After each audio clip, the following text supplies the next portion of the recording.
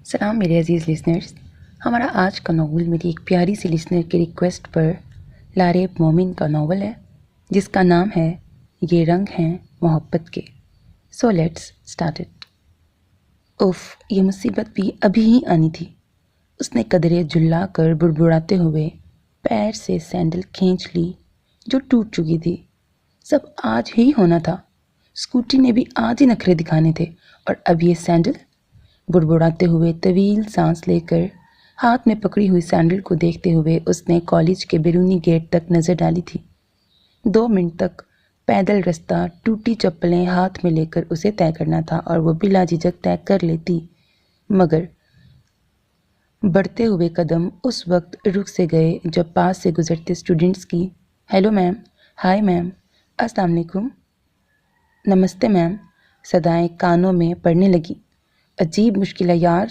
वो पास से गुजरते स्टूडेंट्स के सलामों के जवाब मुस्कुराकर अस्पात में सर हिलाकर देती हुई कंफ्यूज हो गई कि गेट तक का फासला चप्पलें हाथ में लेकर कैसे तय करे। क्या किया जाए, मजबूरी है। लम्हा भर को कुछ सोचकर वो शाने झटक कर नंगे पैर ही आगे बढ़ गई, मगर चंद कदम ही चल सकी कि अचानक पीछे से कोई तेज़ रफ्तार बाइक हॉर्न बजाती चली आई, और कबल इसके कि वो कुछ समझती बाइक सवार उसके हाथ से चप्पलें खींचकर ये जा वो जा। हैं? वो पल भर को हैरान हुई, फिर सर झटक के चल पड़ी। कौन था वो बदतमीज़? शक्ल भी नजर न आई। ये कोई तरीका है भला? सबात, 1 मिनट रुको प्लीज़। पीछे से किसी ने पुकारा तो वो रुक गई। जी। वो रुक कर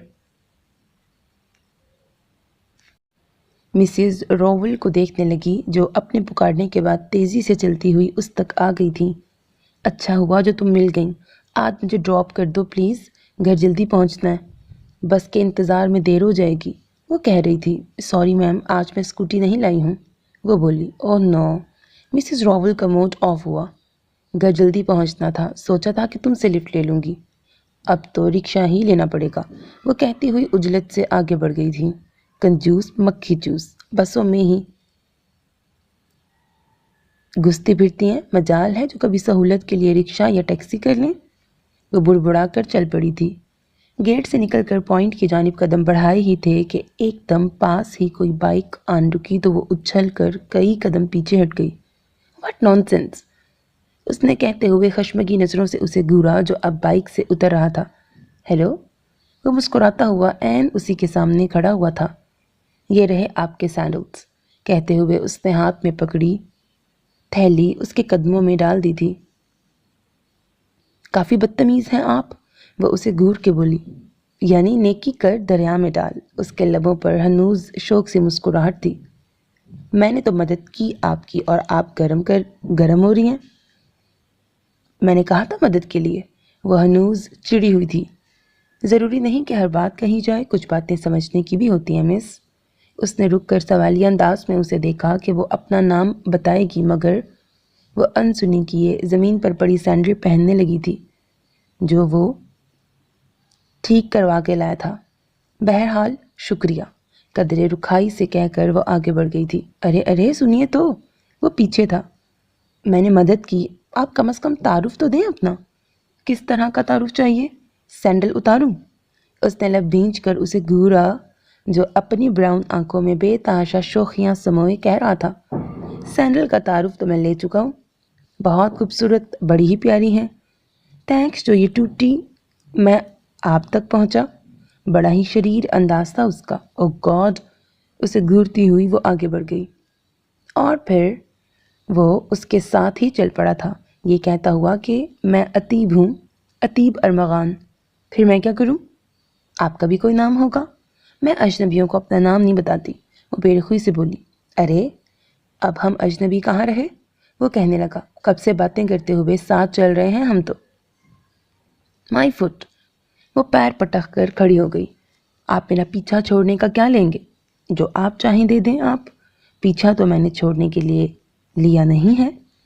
वो शायद बहुत ढीठ था, और वह कुछ कहने की बजाय तेज़ी से बस स्टैंड की तरफ दौड़ गई थी, जहाँ बस आकर रुकी ही थी।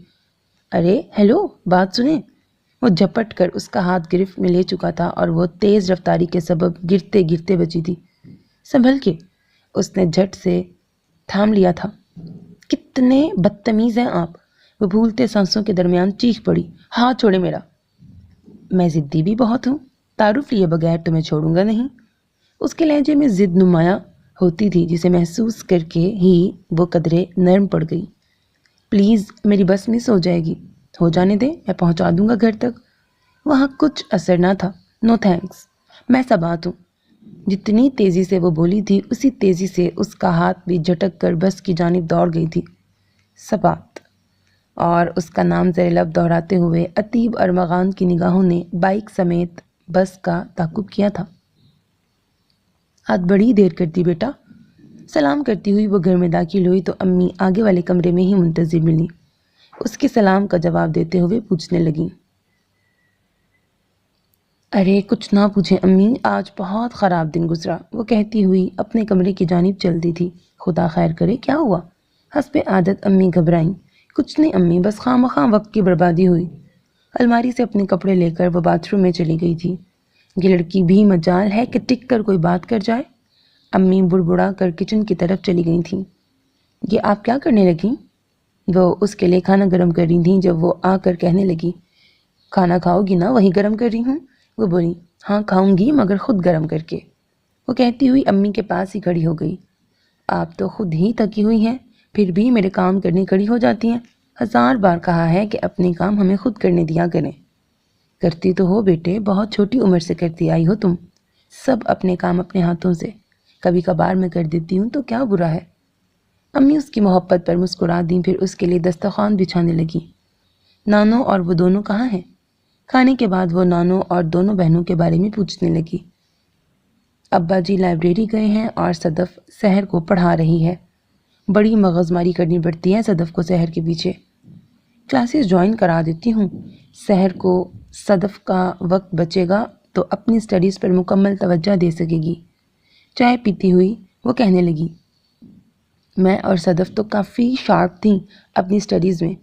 ये सहर पता नहीं क्यों इतनी डल है, अपने बाप पे चली गई है स्टडीज़ के मामले में। कहने के साथ ही अम्मी ने उसे भी देखा, बाप के जिक्र पर जिसकी भवें तन गई थी। उन्हें तवक्का थी कि अभी नथने फुलाकर वह कुछ ना कुछ बोलेगी ज़रूर, मगर वो चुपचाप चाय ही पीती रही। तो अम्मी ही पूछने लगी, तुमने बताया नहीं क्या हुआ, दिन क्यों ख़राब गुजरा? कॉलेज जा रही थी तो रास्ते में ही स्कूटी बंद पड़ गई। चाय का खाली कप रख कर वो कहने लगी, किसी हाल में स्टार्ट ही ना हुई, उसे घसीट कर गैराज तक ले जाना पड़ा। वो तो शुक्र कि गैराज पास ही था। फिर वहीं से रिक्शा करके कॉलेज गई और जब वापस आने लगी तो सैंडल टूट गई, और फिर ना पूछें कि मेरा क्या हाल हुआ। कहते कहते कदरे चिड़चिड़ाहट समा गई थी उसके लहजे में। मैं सैंडल हाथ में लेके चल पड़ी, ये सोच कर कि गेट के बाहर कुछ फासले पर मोची बैठता है, उससे बनवा लूँगी। बस चंद कदम ही बढ़ाए थे कि स्टूडेंट्स के ग्रुप पर ग्रुप सलाम करते हुए गुजरने लगे। तब एहसास हुआ कि मैं स्टूडेंट नहीं टीचर हूँ, और यूँ अपने स्टूडेंट्स के सामने चप्पल हाथ में लेकर चलती हुई भला कैसी लगूंगी। सच्ची अम्मी, एकदम कंफ्यूज हो गई थी मैं कि क्या करूँ क्या ना करूँ, कि तभी एक बदतमीज़ बाइक पता नहीं कहाँ से आके मेरी चप्पलें हाथ से ले उड़ा। और जब मैं कॉलेज कैंपस से बाहर आई तो चप्पलें बनवाकर मुझे दे भी गया। अजीब ढीठ और ज़िद्दी सा शख्स था, पीछे पड़ गया कि नाम बताओ वरना पीछा नहीं छोड़ूंगा। फिर वो चुप हुई तो अम्मी पूछने लगी, फिर क्या अम्मी, आपको हंसी आ रही है? उसने कहते कहते अम्मी को देखा तो उनके लबों पर दबी दबी से मुस्कुराहट देखकर चीखी पड़ी, लो, हंसने वाली बात पर हंसू नहीं तो क्या करूं? अम्मी अब वाकई हंस रही थी। हाँ हंस लें, खूब पसीने तो मेरे छूटे थे स्टूडेंट्स के सामने सुबकी के ख्याल से। खैर खैर वो था कौन जो मददगार बन के आया था? काहे का मददगार, ज़बरदस्ती का हार कहिए। वो चिढ़ गई, कसम से दोबारा नजर आया ना तो अच्छी खबर लूँगी उसकी। कौन था, क्या कोई स्टूडेंट? अम्मी संजीदा हूँ, पता नहीं, स्टूडेंट तो नहीं लगता था, नाम भी बताया था मगर मैं भूल गई। जुल्लाहट में वो बेजार सी कहती हुई उठकर बहनों की तरफ चली गई तो अम्मी भी अपने दूसरे कामों में लग गईं। मैडम जी, प्रिंसिपल सर ने बुलाया है। वो स्टाफ रूम में बैठी थी जब पीएन ने आकर कहा तो वो अपना रजिस्टर और चंद किताबें समेटकर प्रिंसिपल के ऑफिस की जानिब बोली। जी सर। प्रिंसिपल की इजाज़त से उनके सामने वाली कुर्सी पर बैठती हुई वो इस्तफहामिया नज़रों से उन्हें देख रही थी। मिस सबात, آپ کی کلاس میں ایک نئے اسٹوڈنٹ کا اضافہ ہوا ہے، آپ اس کا نام درج کر لیں اپنے رجسٹر میں، پرنسپل نے کہتے ہوئے ایک پرچہ اس کی جانب بڑھایا تھا۔ کلاسز شروع ہوئے 3 ماہ سے زائد عرصہ بیت چکا سر، نیا ایڈمیشن اتنا لیٹ کیوں؟ پرچہ لیتی ہوئی وہ کہنے لگی۔ دینا پڑا ایڈمیشن، اوپر سے آرڈر آیا ہے۔ پرنسپل کے لبوں پر پھیکی سی مسکراہٹ تھی اور وہ محض ہونٹ سکیڑ کے رہ گئی۔ دیگر اساتذہ کو میں ہدایات دے چکا ہوں، آپ ہی رہ گئی تھیں، اب آپ بھی نوٹ کر لیں۔ اس کا نام، پرنسپل بولے۔ Okay sir. وہ سر ہلا کر رجسٹر کھولنے لگی، پھر پرچے پر لکھا نام پڑھا تو ذہن میں جھماکا سا ہوا۔ عتیب ارمغان واسطی۔ پڑھتے ہوئے اس کی بھویں تن گئی تھی۔ یہ ایڈمیشن آج ہی کیا گیا ہے سر؟ وہ پوچھ رہی تھی۔ نہیں، کل۔ کل تو میری کلاس میں کوئی نیا اسٹوڈنٹ نہیں تھا سر۔ کل آپ کی کلاس میں آف ہو جانے کے بعد یہ صاحب حاضر ہوئے تھے۔ ایک تو ایڈمیشن لیٹ، اس پر حاضری بھی لیٹ۔ وہ قدرے چڑی اور پرنسپل محض مسکرا کے رہ گئے۔ کل ایڈمیشن ہوا ہے، یہ کہیں وہی بدتمیز تو نہیں؟ یہی نام تو بتایا تھا شاید اس نے۔ سوچتے ہوئے پرنسپل کے آفس سے نکل کر اس نے لائبریری کا رخ کیا تھا جب کوریڈور کا موڑ مڑتے ہوئے کوئی اس سے ٹکراتے ٹکراتے بچا تھا۔ ایم سوری، تیزی سے معذرت کی گئی تھی۔ اٹس اوکے، وہ بھی عجلت سے کہتی آگے بڑھتے ٹھٹک سی گئی کہ وہ کل والا بندہ ہی تھا جو عجلت سے سوری کہنے کے بعد اسے گویا پہچان کر اس کے ساتھ ہی چل پڑا تھا۔ ہیلو سبات، کیسی ہیں آپ؟ وہ پوچھ رہا تھا۔ میں نہیں سمجھتی کہ ہماری اتنی پرانی جان پہچان ہے کہ ایک دوسرے کی خیریت پوچھی اور بتائی جائے۔ وہ روکھے سے لہجے میں بولی تھی۔ جان پہچان کی کیا بات کرتی ہیں آپ؟ ایک لمحہ کافی ہوتا ہے، اور ہم تو ایک لمحے سے زیادہ وقت کل ساتھ بتا چکے ہیں۔ وہ شاید نہیں، یقیناً ڈھیٹ تھا جو اس کی رکھائی کے باوجود اس کے ساتھ چل رہا تھا۔ کل حالات خراب تھے، آج نہیں ہیں۔ مطلب یہ کہ خراب حالات کے بغیر آپ کسی سے بات ہی نہیں کرتی؟ وہ شوخی سے بولا۔ What naan sense! وہ چڑ گئی۔ مگر میں تو حالات کے خراب ہونے کا انتظار نہیں کر سکتا نا۔ وہ اس کی چڑچڑاہٹ کی پرواہ کیے بغیر کہہ رہا تھا۔ میں آپ سے دوستی کرنا چاہتا ہوں، بنا حالات کی خرابی کے۔ مگر میں نہیں چاہتی، دیٹس آل۔ وہ کہہ کر تیزی سے سیڑھیاں اترتی چلی گئی۔ پھر ملیں گے، فی الحال تو میری کلاس ہے، وہ پیچھے سے بولا تھا۔ مائی فٹ!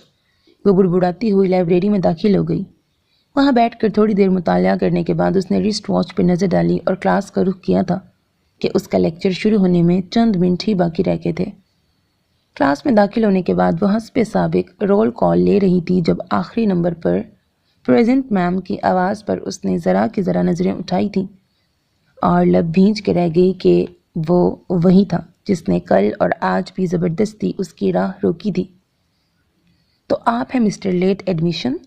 پین رکھ کر وہ سیدھی کھڑی ہو گئی تھی۔ یس میم، کل ہی ایڈمیشن لیا ہے۔ وہ بھی اپنی جگہ پہ کھڑا ہوا۔ حسب عادت زبردستی، وہ بے ساختگی سے کہتے کہتے ایک دم لب بھینچ کر رک گئی تھی کہ کلاس میں موجود دیگر طلبہ کا خیال آ گیا تھا، ورنہ تو دل چاہا تھا کہ عتیب ارمغان کو خوب ہی کھری کھری سنا ڈالے۔ میم، کچھ کہہ رہی تھیں آپ؟ اس کے لبوں پر وہی شوق سے مسکراہٹ تھی۔ بیٹھ جائیں آپ، وہ رخائی سے کہہ کر بلیک بورڈ کی جانب گھوم گئی تھی۔ پھر لیکچر کے دوران بارہا اس کی نظریں عتیب ارمغان پہ پڑیں اور ہر بار اس نے بڑی محویت سے اسے اپنی ہی جانب تکتا پایا تھا۔ ڈفر، اسٹوڈنٹ تو لگتا ہی نہیں ہے کہیں سے، پتہ نہیں اتنی عمر کہاں گزار کے اب آیا ہے پڑھنے، وہ بھی اوپر سے آرڈر لے کر۔ لیکچر آف ہونے پر وہ اپنی کتابیں وغیرہ سمیٹتے ہوئے سوچ رہی تھی۔ سبات، ذرا بات سنیں۔ وہ کوریڈور میں تھا جب پیچھے سے پکار کر وہ اس کے ساتھ چلنے لگا۔ واٹ! وہ چڑ کر رک گئی۔ میرے اسٹوڈنٹ مجھے سبات میم یا صرف میم کہتے ہیں، اس نے جتانا ضروری سمجھا۔ میں بھی کہوں گا مگر صرف کلاس میں، باہر تو آپ میری دوست ہیں۔ اس پر خاک اثر نہ ہوا۔ سوری، میں اسٹوڈنٹ سے دوستی نہیں کرتی۔ تو میں نے کب کہا کہ میں اسٹوڈنٹ ہوں؟ آپ کی کلاس میں تھا، اب نہیں ہوں۔ آپ خواہ فری ہونے کی کوشش کر رہے ہیں مسٹر۔ عتیب نام ہے میرا۔ اسے اس کی خفگی کی پرواہ نہیں تھی۔ ہاں مسٹر عتیب ارمغان، آپ کے لیے ضروری ہے کہ آپ اپنی اسٹڈیز پہ توجہ دیں، میری دوستی پہ نہیں۔ ویسے بھی آپ کافی لیٹ ہو چکے ہیں۔ وہ ایک خشمہ کی نظر اس پہ ڈال کر آگے بڑھ گئی تھی۔ اسٹڈیز کے لیے ہی تو دوستی کرنا چاہتا ہوں۔ وہ اس کے ساتھ ہی تھا۔ میری ہیلپ کریں گی نا آپ اس سلسلے میں؟ اور اگر میں نہ کروں تو؟ وہ چلتے چلتے رکی۔ تو میں زبردستی کروں گا؟ بڑے آرام سے کہا کیا تھا۔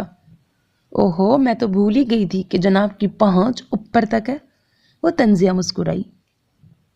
بالکل نہ ہوتی تو آپ کے پیچھے لگتا ہی کیوں؟ وہ دھیرے سے ہنسا۔ اوکے، میں پھر آؤں گا ہیلپ لینے۔ امید ہے زبردستی نہیں کرنی پڑے گی مجھے، وہ کہتا ہوا واپس پلٹ گیا تھا۔ بدتمیز آدمی، وہ بڑبڑاتی ہوئی اسٹاف روم میں داخل ہو گئی۔ کیا کہہ رہا تھا؟ وہ کرسی پہ بیٹھی ہی تھی کہ بازو میں بیٹھی اس کی کولیگ مسز راول پوچھنے لگی، کون؟ وہ سمجھی نہیں۔ وہی عتیب ارمغان جو ابھی واپس گیا ہے دروازے سے، وہ کہنے لگی۔ ہاں، لیٹ ایڈمیشن ہے نا تو کچھ ہیلپ چاہیے اسے، وہی کہہ رہا تھا۔ اپنی ذہنی جھلاہٹ پہ قابو پاتی ہوئی وہ مسکرائی تھی۔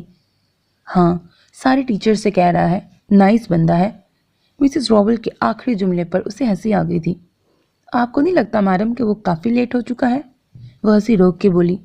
اس عمر میں تو عموماً لوگ پڑھ لکھ کر کام دھندے سے لگ چکے ہوتے ہیں، جبکہ وہ موصوف آئے ہیں بایوٹیک کرنے۔ علم کا کیا، وہ تو کسی بھی عمر میں حاصل کیا جا سکتا ہے۔ مسز راول کی بات کی وہ قائل ہو گئی۔ ہاں درست ہے۔ وہ اس بات میں سر ہلا کر پانی پینے لگی۔ کیا آپ لوگوں کو پتہ ہے عتیب ارمغان MBA ہے؟ دفاتر اس کی گفتگو میں عالم سر نے حصہ لیا تھا۔ ہیں؟ ان کی بات پر جہاں مسز راول حیران ہوئی وہیں پانی پیتی سبات کو اچھو لگ گیا۔ آرام سے پیو بیٹے، عالم سر نے ٹوکا تھا۔ سوری، وہ دھیرے سے کہہ کر گلاس ٹیبل پہ رکھ گئی۔ جب وہ MBA ہے تو پھر یہاں بایو ٹیکنالوجی میں کیا کرنے آیا ہے؟ مسز راول پوچھ رہی تھی۔ بس سیکھنا چاہتا ہے ڈگری کے ساتھ، وہ بتانے لگے۔ واسطی گروپ آف کمپنیز کا نام سنا ہو شاید آپ نے، ان کے مالکوں میں سے ایک ہے وہ۔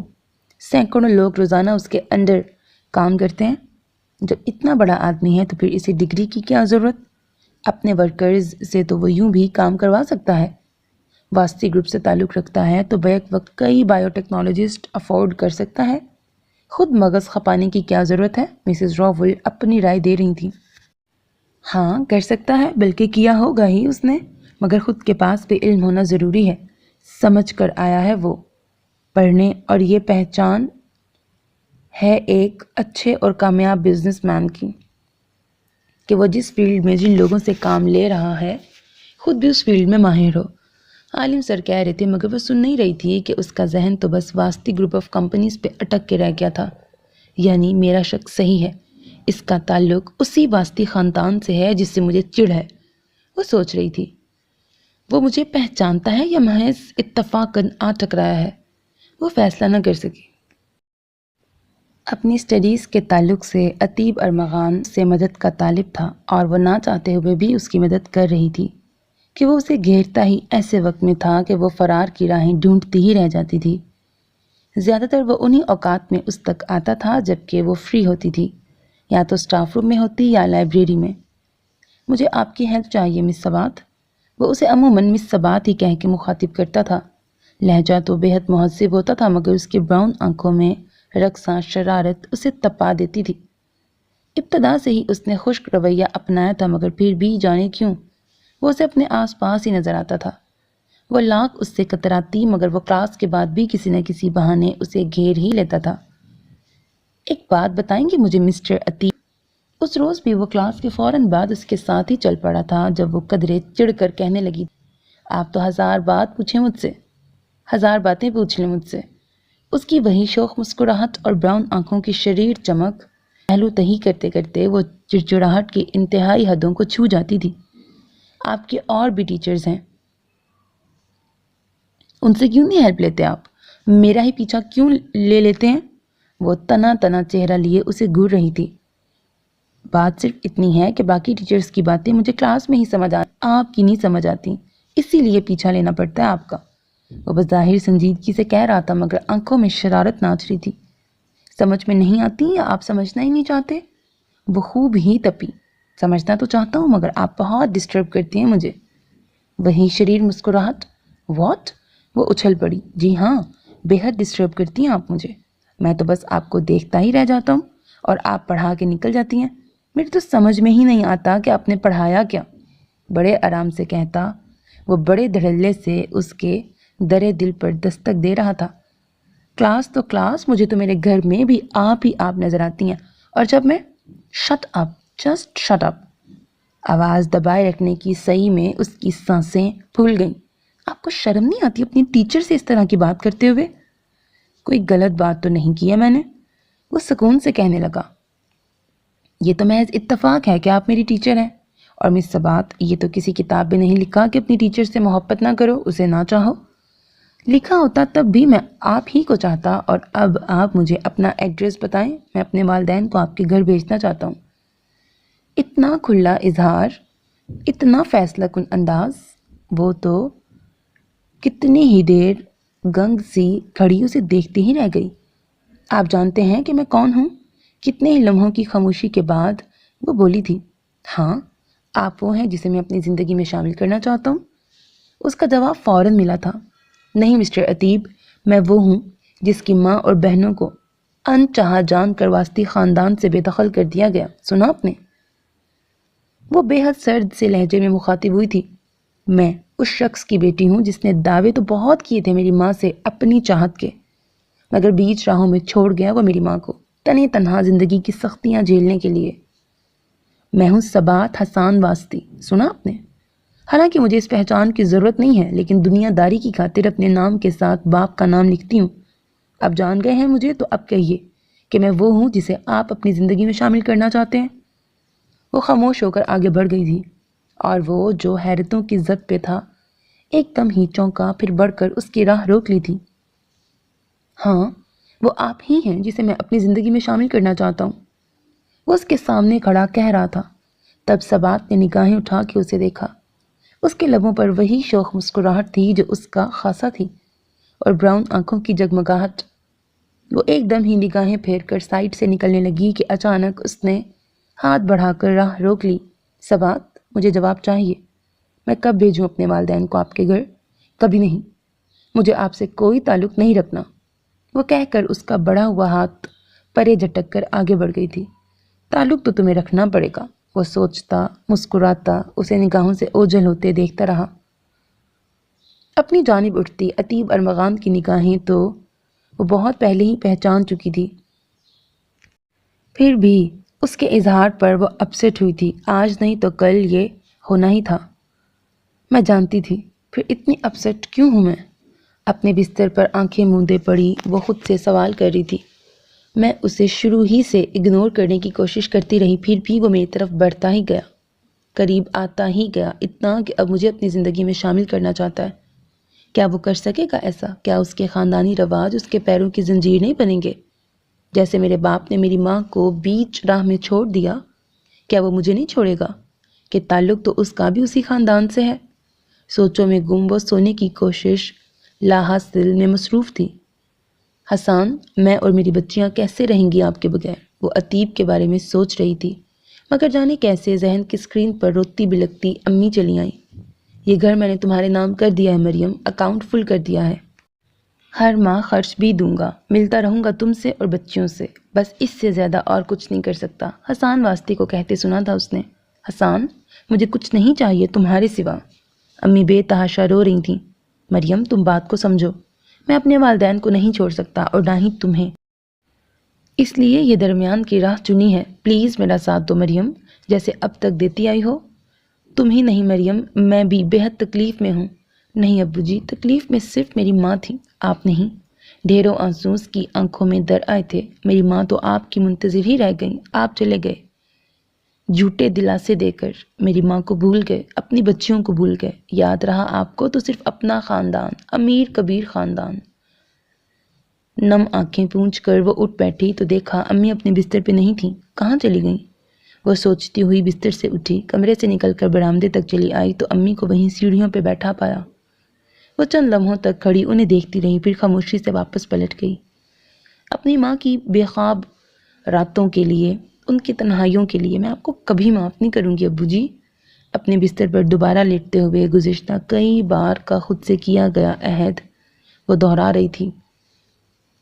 وہ محض 8 سال کی تھی جب ابو جی اسے، اس کی ماں اور بہنوں کو چھوڑ کر اپنے خاندان میں واپس چلے گئے تھے، اور امی ان تینوں کو لے کر نانوں کے گھر آ گئی تھیں۔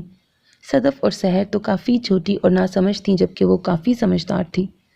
بہت سی باتیں وہ از خود سمجھ گئی تھی اور جو نہ سمجھ سکی تھی وہ بڑھتی عمر اور شعور نے سمجھا دیا تھا۔ ابو جی نے اپنی خاندانی روایت کے خلاف جا کے اپنی ذات اور برادری سے باہر کی لڑکی سے شادی کر لی تھی اور نتیجتاً والدین نے انہیں گھر سے باہر کر دیا تھا، ان سے ہر تعلق قطع کر لیا تھا۔ پھر بھی وہ امی کے ساتھ بہت خوش تھے اور یکے بعد دیگرے سبات، صدف اور سحر بھی ان کی زندگی میں آ گئیں مزید خوشیاں بکھیرنے۔ مگر یہ خوشیاں زیادہ پائیدار ثابت نہ ہو سکیں کہ اپنے والد کی علالت کی خبر پا کے ابو جی اپنی شادی کے بعد پہلی بار واسطی ہاؤس گئے تھے۔ پھر اکثر وہ واسطی ہاؤس جانے لگے اور پھر ایک دن وہ آیا جب ابو جی انہیں چھوڑ کے ہمیشہ کے لیے واسطی ہاؤس لوٹ گئے تھے۔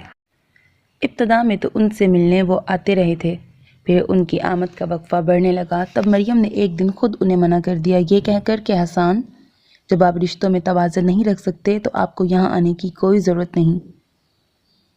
آپ اپنے والدین کے ساتھ خوش رہیں اور میں اپنے والد اور بچیوں کے ساتھ خوش رہ لوں گی۔ ایسا کیوں کہہ رہی ہو مریم؟ میں کوشش تو کر رہا ہوں نا تمہارے اور بچیوں کے ساتھ وقت بتانے کی۔ آپ کی یہ کوشش غلط اثر ڈال رہی ہے بچیوں کے ذہن پہ، امی کہنے لگیں۔ صدف اور سحر تو خیر چھوٹی ہیں مگر سبات سمجھدار ہے، اس کے رویے محسوس کرتی ہوں میں، وہ بالکل بھی پسند نہیں کرتی کہ آپ ذرا دیر کے لیے ہم سے ملنے آئیں۔ آپ باپ ہیں اس کے، مگر آپ کی آمد اطلاع وہ مجھے یوں دیتی ہے کہ امی مہمان آئے ہیں۔ وہ آپ سے ملتی بھی نہیں ہے، اپنے کمرے میں بند رہتی ہے اور جب آپ چلے جاتے ہیں تو مجھ سے استفسار کرتی ہے کہ امی مہمان کب گئے۔ اس کے رویے دیکھ کر صدف اور سحر بھی سوال کرنے لگی ہیں مجھ سے کہ آپ ہمارے ساتھ کیوں نہیں رہتے، اور میں انہیں کیا جواب دوں حسان؟ کیا یہ کہوں کہ آپ نے محض دعوے اور وعدے کیے وہ بھی جھوٹے، یا یہ کہوں کہ مجھے چاہ کر اپنا تو لیا آپ نے مگر میری خاطر نہ اپنے والدین چھوڑ سکے، نہ خاندان، وقار، رتبہ؟ میں نے سب چھوڑ دیا مریم، یہ مت بھولو تم۔ ہاں، وقتی طور پہ چھوڑا تھا آپ نے۔ مریم نے طویل سانس لی تھی، اور میں بالکل خوش نہیں تھی آپ کو آپ کے اپنوں سے دور کر کے۔ میں تو چاہتی تھی حسان کہ آپ سب کے ساتھ رہیں، آپ کے گھر والے مجھے اپنائیں، مگر ہماری شادی کے 10 برسوں بعد بھی آپ کے والدین نے مجھے قبول نہیں کیا۔ آپ کی واپسی تو ان لوگوں نے قبول کر لی کہ بہرحال آپ ان کے بیٹے ہیں، مگر انہوں نے آج تک مجھے نہیں اپنایا، نہ ہی میری بچیوں سے ملنے کی کوشش کی۔ اس لیے حسان، میں اپنی بچیوں کو آپ سے بھی دور رکھنا چاہتی ہوں، آپ چلے جائیں پلیز۔ مریم، وہ میری بھی بچیاں ہیں اور تم اس طرح انہیں مجھ سے دور نہیں کر سکتی۔ وہ آپ سے دور ہو چکی ہیں حسان، اور یہ دوری میں بہتر سمجھتی ہوں اس نفرت سے جو آپ کے لیے ان کے ذہنوں میں جگہ بنانے لگی ہے، اور میں اس نفرت کو مزید بڑھنے اور پختہ ہونے دینا نہیں چاہتی کہ حسان، بہرحال وہ آپ کی بیٹیاں ہیں اور میں کبھی نہیں چاہوں گی کہ آپ سے نفرت کریں۔ آپ چلے جائیں حسان، آپ کے بغیر جینا میں نے سیکھ لیا ہے۔ مریم کہتی ہوئی اندرونی کمروں کی جانب چلی گئی تھیں اور حسان واسطے چپ چاپ واپس پلٹ گئے تھے۔ اور پھر ایک دن اس نے امی کو نانو کے گلے لگ کر بے تحاشا روتے دیکھا تھا، اور نانو کی باتوں سے اس نے اخذ کیا تھا کہ ابو جی نے دوسری شادی کر لی تھی۔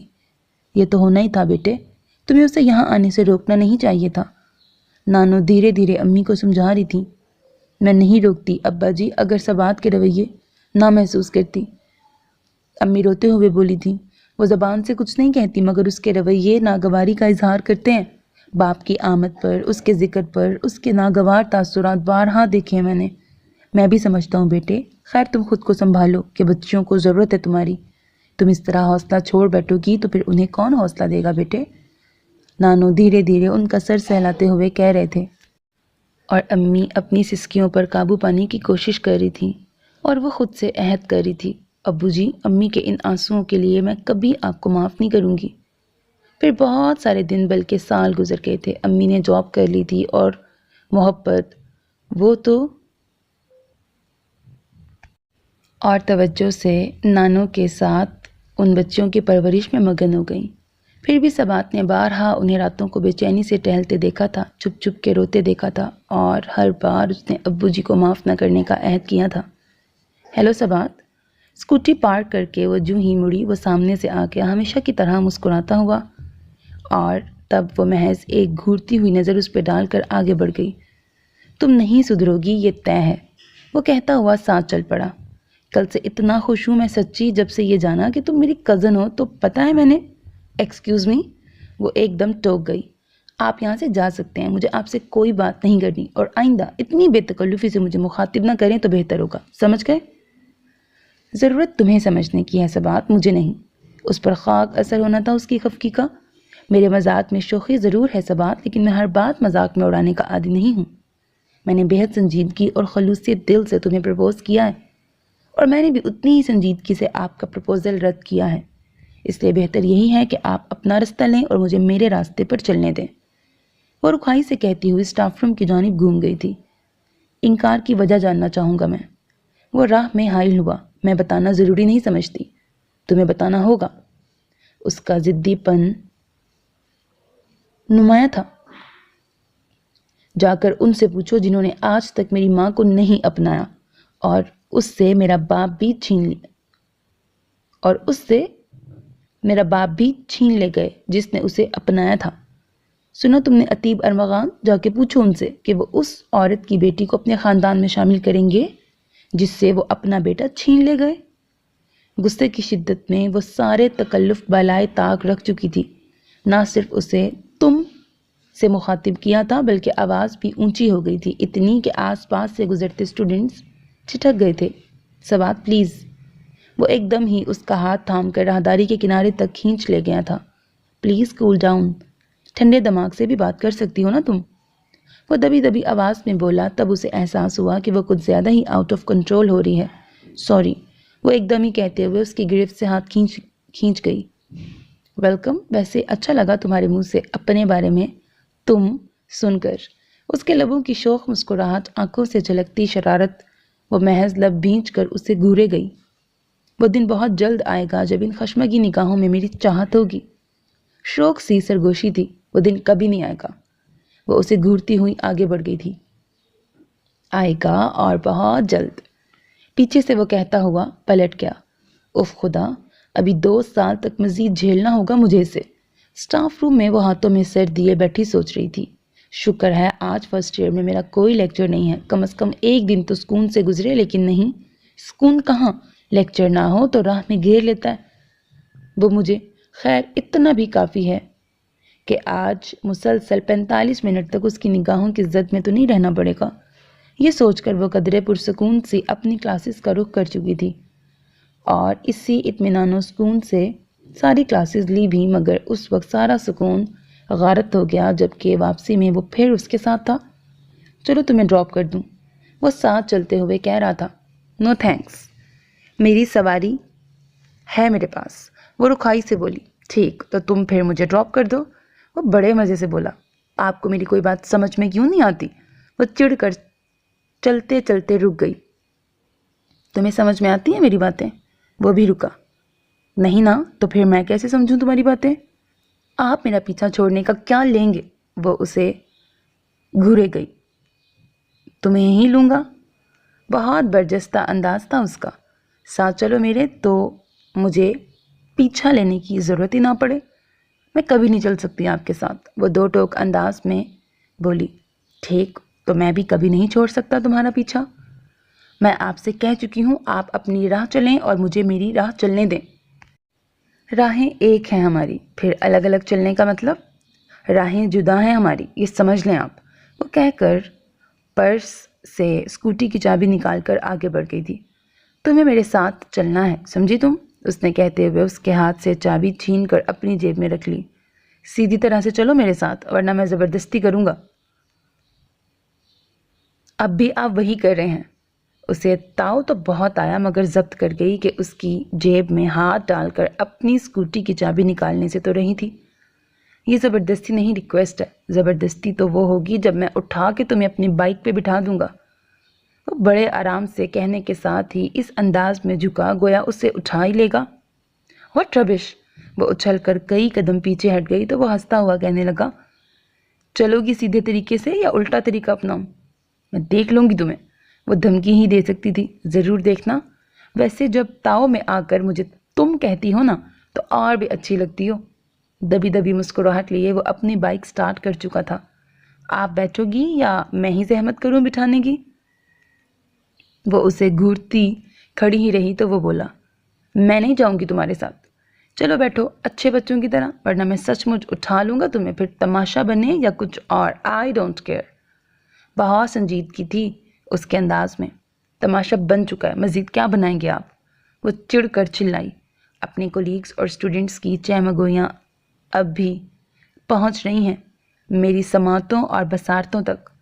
चहमगोइयों का मौका तुम दे रही हो उन्हें।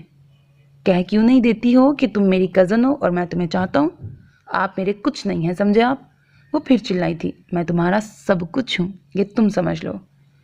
चलो आओ यार, बैठ भी जाओ अब, कहकर वो बाइक से उतरने लगा था। मैं नहीं जाऊंगी आपके साथ, आप मुझे मेरी स्कूटी की चाबी दें। वो बिदक कर पीछे हट गई। मैं दे दूंगा, आज चलो मेरे साथ, मुझे तुम्हारा घर देखना है। उसकी हठधर्मी पर वो अब कदरे नर्म पड़ा था। मैंने कहा ना, मुझे आपसे कोई रिश्ता नहीं जोड़ना। क्यों? मगर क्या बुराई है मुझ में? वो एक बार फिर उसके सामने खड़ा था। मुझे नहीं पता, मैंने कभी गौर नहीं किया आपकी अच्छाई और बुराई पर। तो अब करो ना, वह संजीदगी से कह रहा था। सबात, मैं फ्लर्ट नहीं कर रहा, दिल की तमाम तर सच्चाइयों समेत तुम्हारा साथ चाहता हूँ, उम्र भर के लिए। उम्र भर के लिए या बीच राह में छोड़ जाने के लिए? वो तल्ख हुई थी। सबात, ये ज़रूरी नहीं कि वालदैन के दबाव में आकर चचा जान ने जो किया वही मैं भी करूँगा। मेरे वालदैन को कोई एतराज़ नहीं है, मगर मुझे है। तुम्हारे एतराज़ की तो ऐसी की तैसी। वो ज़्यादा देर तक जब्त न कर सका, चिढ़ ही गया। चलो बैठो सीधी तरह से, आखिरी बार कह रहा हूँ, वरना मैं सचमुच ज़बरदस्ती करूँगा।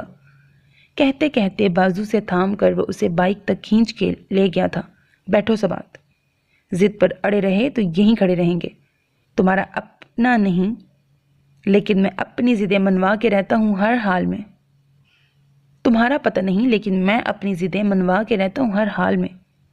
बड़ी ही ज़िद्दी सी संजीदगी थी उसके लबो लहजे में।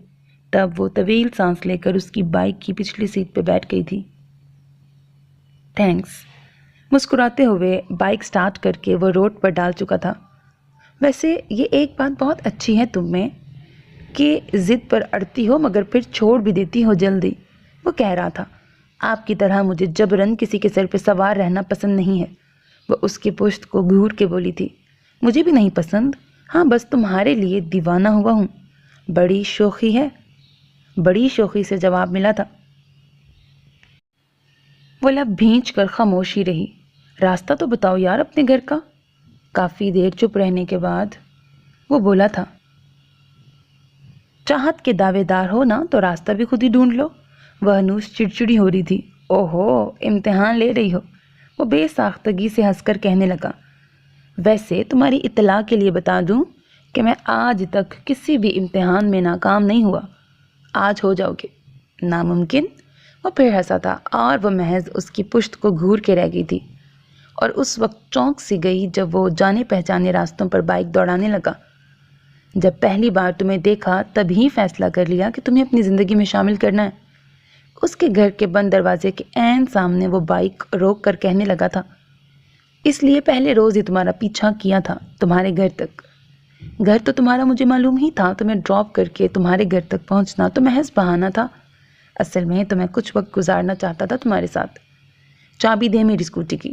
वो बेतासुर चेहरा लिए बाइक से उतर गई थी। रहने दो, मैं शाम तक स्कूटी किसी से भिजवा दूंगा। कोई ज़रूरत नहीं है, चाबी दें आप, मैं भिजवा दूंगा, तुम जाओ अंदर। वो कहता हुआ दोबारा बाइक स्टार्ट करने लगा। और हाँ, अपने मम्मी पापा को मैं जल्द ही भेजूंगा। फ़िलहाल वो हज करने गए हैं, अगले हफ्ते वापसी है उनकी। मैं उनके सामने भी इनकार ही करूँगी। करके देखना, ज़बरदस्ती उठा के ले जाऊँगा तुम्हें। वो हंसता हुआ बाइक उड़ा ले गया था। सहर भी MBBS करने की बात कह रही है। अम्मी नानू से कह रही थी। सदफ तक तो ठीक था अब्बा जी कि उसके मार्क्स बेहतरीन थे और उसे MBBS में एडमिशन बआसानी मिल गया था। हमें सिर्फ फ़ीस के अखराजात उठाने पड़ते थे। लेकिन सहर इतनी ज़हीन नहीं है कि इंटर में सदफ की तरह बेहतरीन मार्क्स ले आए। उसका एडमिशन तो डोनेशन के बगैर होगा नहीं, और मैं चाहकर भी उसे मना नहीं कर सकती कि दिल बुरा होगा बच्ची का। मना करने की क्या ज़रूरत है बेटा, नानू कहने लगे। जिस तरह सदफ के तालीमी अखराजात हम अल्लाह के करम से पूरे कर रहे हैं, इसी तरह सहर के लिए भी कर लेंगे कुछ ना कुछ। और अब तो खैर से अपनी सबात भी जॉब पर है, तुम इस कदर परेशान क्यों होती हो? नहीं अब्बा जी, امی نفی میں سر ہلا کے بولی، ثبات کا ایک پیسہ بھی میں خرچ کرنا نہیں چاہتی، سب اسی کے لیے رکھنا چاہتی ہوں تاکہ مستقبل میں کبھی بھی اسے معاشی پریشانی نہ ہو۔ آپ کی پینشن سے ہمارے گھریلو اخراجات پورے ہو جاتے ہیں، میری تنخواہ تو میں بس اسی کے لیے رکھنا چاہتی ہوں۔ ابا جی میں ایک بار سحر سے بات ضرور کروں گی، سمجھاؤں گی اسے، وہ مان گئی تو ٹھیک، ورنہ حسان سے کہوں گی کہ وہ اس کے تعلیمی اخراجات اپنے ذمہ لیں۔ یوں بھی انہوں نے چند ماہ سے زیادہ ماہانہ خرچ ہمیں دیا نہیں۔ یہاں آنا بند کیا تو اخراجات بھی دینے بند کر دیے، اور ان کا دیا ہوا مکان جو میرے نام تھا اس کے کاغذات بھی بہت پہلے میں انہیں واپس کر چکی ہوں۔ بینک میں جوائنٹ اکاؤنٹ تھا، اس سے بھی دستبردار ہو چکی ہوں۔ ان کے چلے جانے پر ان کا دیا ہوا سب مال واپس کر دیا تھا میں نے، سنبھال رکھا ہوتا تو آج بچیوں کے کام آتا، مگر خیر اب اپنی بچیوں کے لیے میں ان سے تقاضا ضرور کروں گی۔ کوئی ضرورت نہیں ہے کسی سے تقاضا کرنے کی۔ وہ جو دیر سے کھڑی امی اور نانوں کی باتیں سن رہی تھی، ایک دم ہی کہتی ہوئی ان کے پیچھے سے آ کے سامنے کھڑی ہو گئی تھی۔ اپنی بیٹی کی تنخواہ آپ استعمال نہیں کریں گی اور اس آدمی کے آگے ہاتھ پھیلائیں گی جسے ہماری اور آپ کی بالکل پرواہ نہیں ہے؟ انہیں پرواہ ہے بیٹے، تم یہ مت سوچو کہ وہ غافل ہیں ہم سے، امی دھیمے سے لہجے میں بولی۔ ہاں، پرواہ ہوتی تو وہ ہمیں چھوڑ کے چلے جاتے ہی کیوں؟ چلے جاتے ہی نہیں، وہ جا رہے ہو چکی تھی۔ اور کس بنا پہ آپ کہہ رہی ہیں کہ وہ ہم سے غافل نہیں ہیں؟ بیچ راہ میں آپ کو چھوڑ کے اپنا راستہ بدل گئے، کب پلٹ کے آئے ہماری خبر گیری کرنے؟ غافل نہیں ہے؟ وہ آتے تھے ثبات، میں نے ہی منع کر دیا تھا، اور وہ مان گئے۔ بہت چاہتے تھے نا آپ کو، اسی لیے مان گئے، چھوڑ دیا تنہا آپ کو زندگی کی سختیاں جھیلنے کے لیے۔ خیر، مجھے ان کے یا آپ کے رویوں سے بحث نہیں کرنی۔ کہنا صرف اتنا ہے کہ میرے یا میری بہنوں کے اخراجات کے لیے آپ اس شخص سے تقاضا ہرگز نہیں کریں گی۔ ثبات بیٹا تم، امی نے کہنا چاہا مگر نانوں نے روک دیا۔ مریم، ثبات ٹھیک کہہ رہی ہے، وہ کہہ رہے تھے، اللہ کا دیا بہت ہے ہمارے پاس، تمہیں اس شخص سے تقاضا کرنے کی ضرورت نہیں جسے تم نے خود اپنی زندگی سے دور کر دیا۔ مجھے کرنا پڑا، نہ کرتی تو وہ خود ہی چلا جاتا۔ امی کا لہجہ بے حد دھیما تھا، میں محسوس کر گئی تھی کہ اسے مجھ سے اور بچیوں سے پہلے سی محبت نہ رہی تھی۔ وہ بیزار رہنے لگا تھا، گھڑی دو گھڑی کو مارے باندھے یوں آتا گویا اپنا فرض نبھا کر احسان کر رہا ہو۔ پھر بھی اس سے تقاضا کرنے چلی تھیں آپ؟ وہ تڑک کر بولی تو امی یوں چونکی گویا لمحہ بھر کو اس کی موجودگی بھول گئی تھیں۔ ثبات، تم جاؤ بیٹے، اپنا کام دیکھو، فضولیات میں نہ پڑو، وہ تھکی تھکی سی بولی تھی۔ میری بیچاری سی ماں، اسے بے حد رحم آیا ان پر، جبھی تو انہیں خود سے لگاتی ہوئی ان کے پاس ہی بیٹھ گئی تھی، اور نانو دھیرے سے ہنس دیے کہ جانتے تھے اب وہ اپنی باتوں سے انہیں منٹوں میں اداسیوں سے کھینچ لائے گی، خوشیوں کی جانب۔ سنو، ممی پاپا واپس آ چکے ہیں۔ اس روز وہ کالج آئی تو وہ کہنے لگا، جبکہ وہ ان سنا کیے پرنسپل کے آفس کی طرف بڑھ گئی تھی، ایک تو یہ تمہارا تجاہل عارفانہ جان لے کے چھوڑے گا میری۔ وہ شوخی سے کہتا ہوا ساتھ ہی تھا، یہ ممی نے بھیجا ہے تمہارے لیے، کہتے ہوئے شاپر کھول کر اس کی طرف بڑھایا تو ثبات نے دیکھا کھجوروں کا پیکٹ، زمزم کی بوتل، جائے نماز اور تسبیح کے دانے نظر آئے۔ تھینکس، وہ انکار نہ کر سکی، دھیرے سے کہہ کر شاپر لے لیا تھا۔ ویسے ہو بڑے چالو، شاپر کھول کر آگے کیا تاکہ میں انکار ہی نہ کر سکوں۔ آخری جملہ اس نے صرف سوچا ہی تھا، بولی نہیں تھی۔ اور آج شام کو ممی پاپا آئیں گے تمہارے گھر، تیار رہنا، اور امی سے بھی کہہ دینا۔ وہ مزید کہہ رہا تھا، میں انکار کر چکی ہوں، پھر کیوں اپنے والدین کو زحمت دے رہے ہیں آپ؟ اس کا لہجہ رکا ہو گیا۔ تم لاکھ انکار کرو مگر تم ہو میری ہی۔ اس کی براؤن آنکھوں میں بلا کا اعتماد دیکھ کر وہ چڑ ہی تو گئی تھی۔ خوش فہمی، یقین کہو، وہ دھیرے سے ہنس دیا۔ اوکے، پھر ملتے ہیں، فی الحال میری کلاس ہے، تم اپنی امی کو ضرور بتا دینا، وہ کہتا ہوا چلا گیا تھا۔ امی نے بھی انکار ہی کرنا ہے، بتانے کی ضرورت نہیں۔ اسے یقین تھا امی انکار ہی کریں گی، اس لیے گھر آ کر بھی اس نے انہیں عتیب کے بارے میں کچھ بتانا ضروری نہ سمجھا۔ حسب معمول ظہر کی نماز ادا کر کے کھانا کھایا، نانوں اور بہنوں سے تھوڑی گپ شپ کی اور پھر سو گئی۔ جب سو کر اٹھی تو امی، نانوں اور دونوں بہنیں معمول سے زیادہ خوش نظر آئے۔ سب ساتھ بیٹھے جانے کیا باتیں کرتے ہوئے ہنس رہے تھے، مسکرا رہے تھے۔ امی کے چہرے کی چمک دیدنی تھی، نانوں بھی زور زور سے اس بات میں سر ہلاتے ہوئے صدف اور سحر کی جانے کس بات کی تائید کر رہے تھے۔ کیا کمال ہوا بھائی جو آج سب اتنا چہک رہے ہیں؟ وہ حیران تھی کہ ہر روز اس وقت تو گھر میں سناٹے بولتے تھے۔ نانو لائبریری میں ہوتے تھے، صدف اور سحر اپنی کتابوں میں سر دیے ہوتی تھیں، امی کبھی کچن میں مصروف ہوتی تو کبھی اسکول کے بچوں کی کاپیاں چیک کر رہی ہوتی، اور وہ خود بھی اپنے اگلے دن کے لیکچرز کی تیاریوں میں لگی رہتی تھی۔ غرض یہ کہ سبھی مصروف ہوتے تھے، مگر آج سب فارغ تھے، نہ صرف فارغ بلکہ بے حد چہک چہک کے باتیں بھی کر رہے تھے۔ آؤ آؤ سبات، بیٹھو بیٹے ہمارے پاس۔ وہ قریب آئی تو نانو نے ہاتھ تھام کے پاس بٹھا لیا تھا۔ کیا بات ہے بھائی، سب فرصت سے بیٹھے گپے لگا رہے ہیں؟ کوئی کام وام نہیں ہے کیا؟ وہ مسکرا کے پوچھنے لگی۔ کام کے لیے تو عمر پڑی ہے باجی، آج تو ہمیں بس خوش ہو لینے دیں اور ڈھیر ساری باتیں کر لینے دیں۔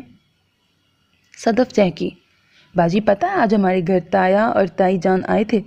سحر کی بات پر اس کی بھویں سکڑیں، ساتھ ہی یاد آیا کہ آج ہی تو عتیب نے کہا تھا کہ اس کے والدین آئیں گے۔ تم نے مجھے بتایا کیوں نہیں کہ عتیب کے والدین آنے والے ہیں؟ امی کہنے لگی۔ ضروری نہیں سمجھا، وہ بیزار ہوئی۔ ضروری؟ بے حد ضروری تھا بیٹے، اتنی غیر ذمہ دار تو نہیں تھی تم۔ یہ نانو کہہ رہے تھے۔ عتیب کو کب سے جانتی ہو؟ امی پوچھنے لگی تھی۔ سال 1.5 سال سے۔ کیوں؟ کہنے کے ساتھ ہی سوال بھی کر دیا۔ اور آج پتہ چل رہا ہے ہمیں، کیوں؟ امی کا انداز بھی سوالیہ ہوا۔ فور گاڈ سیک امی، وہ میرا اسٹوڈنٹ ہے، وہ جانے کیوں چڑی؟ وہ تمہارا تایا زاد بھی ہے؟ وہ صرف میرا اسٹوڈنٹ ہے اور کچھ نہیں۔ سبات اتنی چڑچڑی کیوں ہو رہی ہو؟ امی نے بلاخر ٹوک ہی دیا۔ پلیز آپ کوئی دوسری بات کریں، مجھے نہیں پسند ان کا ذکر جو ہمارے نہیں۔ یہی بات ہے ہمارے پاس، اور یہی ہماری خوشی کی وجہ بھی ہے۔ امی سنجیدگی سے کہنے لگی۔ انہوں نے عتیب کا پرپوزل دیا ہے تمہارے لیے اور میں نے حامی بھر لی ہے۔ واٹ؟ وہ ہتھے سے اکھڑ گئی۔ آپ نے حامی بھر لی؟ کیوں مگر؟ میں نے عتیب کو بہتر سمجھا تمہارے لیے، بس، اور کیا؟ وہ کیوں کر بہتر ہو گیا میرے لیے، بتائیں ذرا آپ۔ غصہ ضبط کرنے کی کوشش میں وہ سرخ ہو رہی تھی۔ اس کا تعلق انہی لوگوں سے ہے جنہوں نے آپ کو بے تحاشا دکھ دیے، ایسے کیسے حامی بھر سکتی ہیں آپ؟ مجھے کسی نے کوئی دکھ نہیں دیا، مجھے تو بس وہی ملا جو میرا مقدر تھا، اور اب تم اسے قبول کرو جو تمہاری قسمت میں ہے۔ نہیں، مجھے نہیں قبول۔ وہ نفی میں سر ہلاتی اٹھ گئی۔ سبات بیٹھو آرام سے۔ امی نے ہاتھ تھام کر دوبارہ بٹھا دیا تھا۔ سکون سے بات سنو میری، پھر کوئی فیصلہ کرنا۔ میں فیصلہ کر چکی ہوں امی، مجھے اس خاندان میں ہرگز نہیں جانا جہاں آپ کی حق تلفی ہوئی۔ اسی لیے تو میں چاہتی ہوں بیٹے کہ تم جاؤ وہاں اور وہ سارے حقوق حاصل کرو، بالکل جائز طریقے سے، جو مجھے نہ مل سکے۔ جنہوں نے آپ کی حق تلفی کی وہ کیا خاک حقوق ادا کریں گے میرے؟ وہ تلخی سے بولی۔ تم میری زندگی کو خود سے مت جوڑو بیٹے، میرے تو میں جوڑوں گی، کیونکہ آپ میری ماں ہیں، الگ نہیں ہیں آپ مجھ سے۔ میرے حالات دوسرے تھے بیٹے، تمہارے دادا دادی کا دبدبہ تھا، تنتنا تھا، جب میں پیچھے ہٹ گئی، اور میرے باپ آپ کو پیچھے چھوڑ کے زندگی کے سفر میں آگے بڑھ گئے کسی اور ہم سفر کے ساتھ۔ تم گستاخ ہو رہی ہو سبات۔ امی کا پارا چڑھنے لگا تھا۔ مریم تم شانت رہو بیٹے، نانو نے بروقت مداخلت کر دی تھی، اور سبات تم بھی بیٹے ریلیکس کرو خود کو۔ زندگی کے اتنے اہم فیصلے جذباتی ہو کے نہیں کیے جاتے، اطمینان سے سوچو، غور کرو، پھر کوئی فیصلہ کرنا۔ میں فیصلہ کر چکی ہوں نانو، امی سے کہہ دیں آپ۔ وہ کہہ کر اٹھ کر چلی گئی تھی۔ ٹھہرو مریم۔ امی بھی اس کے پیچھے جانے لگیں تو نانو نے روک دیا۔ اسے جانے دو فی الحال، بعد میں بات کریں گے ہم اس سے، اب مزید کوئی بات نہیں ہوگی ابا جی۔ امی ہنوز غصے میں تھی۔ میں نے طے کر لیا ہے، اسے عتیب سے شادی کرنی ہی ہوگی۔ بیوقوفوں سی بات مت کرو مریم، نانو برہم ہوئے۔ اس خاندان نے آج تک تمہیں قبول نہیں کیا تو تمہاری بیٹی کو کیوں کر قبول کریں گے؟ وہ کریں گے ابا جی، کیونکہ ان کی رگوں میں ان کا خون بھی ہے۔ وہ تب بھی اینٹھے رہے تو کیا تم سے زندگی سبات کا مقدر نہیں بن جائے گی؟ خدا نہ کرے۔ امی فوراً بولی۔ حسان کے والدین سے مجھے کوئی سروکار نہیں ہے، میں عتیب کے والدین کی رضامندی دیکھ رہی ہوں۔ ارمغان بھی انہی کا بیٹا ہے، حسان کی طرح ان کے دباؤ میں آ سکتا ہے۔ ایسا نہیں ہوگا ابا جی، یہ ضروری نہیں میری بیٹی کے ساتھ بھی وہی ہو جو میرے ساتھ ہوا۔ جانے کیوں امی کو اس قدر یقین تھا؟ نانو تو بس انہیں دیکھتے ہوئے خاموش ہی رہ گئے تھے۔ امی اور اس کے درمیان سرد جنگ کا آغاز ہو چکا تھا۔ دونوں ہی اپنے اپنے فیصلے پر ڈٹی ہوئی تھیں اور براہ راست ایک دوسرے سے بات بھی نہیں کر رہی تھیں۔ چڑچڑی تو وہ پہلے بھی تھی، اب اور ہو گئی تھی، اور اس وقت تو چڑچڑاہٹ انتہائی حدوں کو چھونے لگی تھی جبکہ ایک دن چھٹی کے بعد وہ کالج آئی اور مسٹر راول اس سے کہنے لگی تھی، بھائی سبات تم تو بڑی چھپے رستم نکلی۔ جی؟ وہ حیرانی سے انہیں دیکھنے لگی تو وہ مسکراتی ہوئی بولی، وہ عتیب ارمغان تمہارا کزن کم فیونسی ہے اور تم نے ہمیں بھنک تک نہیں لگنے دی۔ آپ سے کس نے کہہ دیا؟ ایسا کچھ نہیں ہے۔ وہ صاف انکاری تھی۔ لو، کہے گا کون؟ ابھی تمہارے آنے سے قبل عتیب سارے سٹاف کے لیے مٹھائی دے کے گیا ہے اور تم یوں بن رہی ہو جیسے کچھ ہوا ہی نہیں۔ مسز راول ہنس رہی تھیں، دیگر کولیگ بھی مسکرا کر مبارکباد دے رہے تھے اور وہ اندر ہی اندر تاؤ کھاتی ہوئی جبراً مسکراہٹ لبوں پہ سجائے ان سب کی سن رہی تھی۔ آج راہ نہیں روکی تو اس طرح زچ کر گئے ہو مجھے۔ تمہیں تو میں دیکھ لوں گی مسٹر عتیب ارمغان واسطی۔ وہ کھولتے ذہن کو قابو میں کرنے کی کوشش میں مصروف سوچ رہی تھی۔ غصے پر تو اس نے قابو پا لیا، مگر اس وقت پھر سے طیش میں آ گئی جبکہ کلاس روم میں داخل ہوئی تھی اور اسٹوڈنٹس اسے مبارکباد دینے لگے تھے، اور وہ اسٹوڈنٹس کی باتیں سنتی ہوئی اسے گھورے گئی جو بڑے آرام سے اپنی ڈیسک پہ بیٹھا، ہتھیلیوں پر چہرہ لگائے، لبوں پر شوخ مسکراہٹ اور آنکھوں میں شرارت لیے اسے ہی دیکھ رہا تھا۔ اوکے، اب کچھ پڑھائی کی بات ہو جائے۔ کھولتے ذہن پر قابو پا کر کس مشکل سے وہ لبوں تک مسکراہٹ لائی تھی یہ وہی جانتی تھی۔ آج ہم پڑھنے کے موڈ میں بالکل بھی نہیں ہیں، آج تو بس آپ ہم سے باتیں کریں، ایک اسٹوڈنٹ نے کہا تھا اور بقیہ سب نے یس کہہ کر تائید کی تھی۔ میں فضولیات میں پڑھ کر اپنا وقت برباد نہیں کرتی۔ آپ سب بیٹھ جائیں اپنی اپنی جگہوں پر۔ نو میم، آج ہم آپ کی نہیں سنیں گے۔ کوئی بھی راضی نہ تھا۔ اوکے، ایز یو وش، وہ کہتی ہوئی کلاس میں رکی نہیں تھی اور پھر سارا وقت اس کا تاؤ کھاتے ذہن کو قابو کرتے گزرا تھا کہ آج جیسے کسی کو کچھ کام ہی نہیں تھا اسے مبارکباد دینے کے سوا۔ دیکھا تم نے، سب کتنے خوش ہیں ہمیں ایک دوسرے سے منسوب جان کر۔ اس نے واپسی کی راہ لی تھی جب وہ اس کے پاس آیا تھا۔ تم خود کو سمجھتے کیا ہو؟ ہاں، وہ چھوٹتے ہی اس پہ چڑھ دوڑی تھی۔ میرے انکار کے باوجود تم نے سارے میں کیوں پھیلائی یہ افواہ؟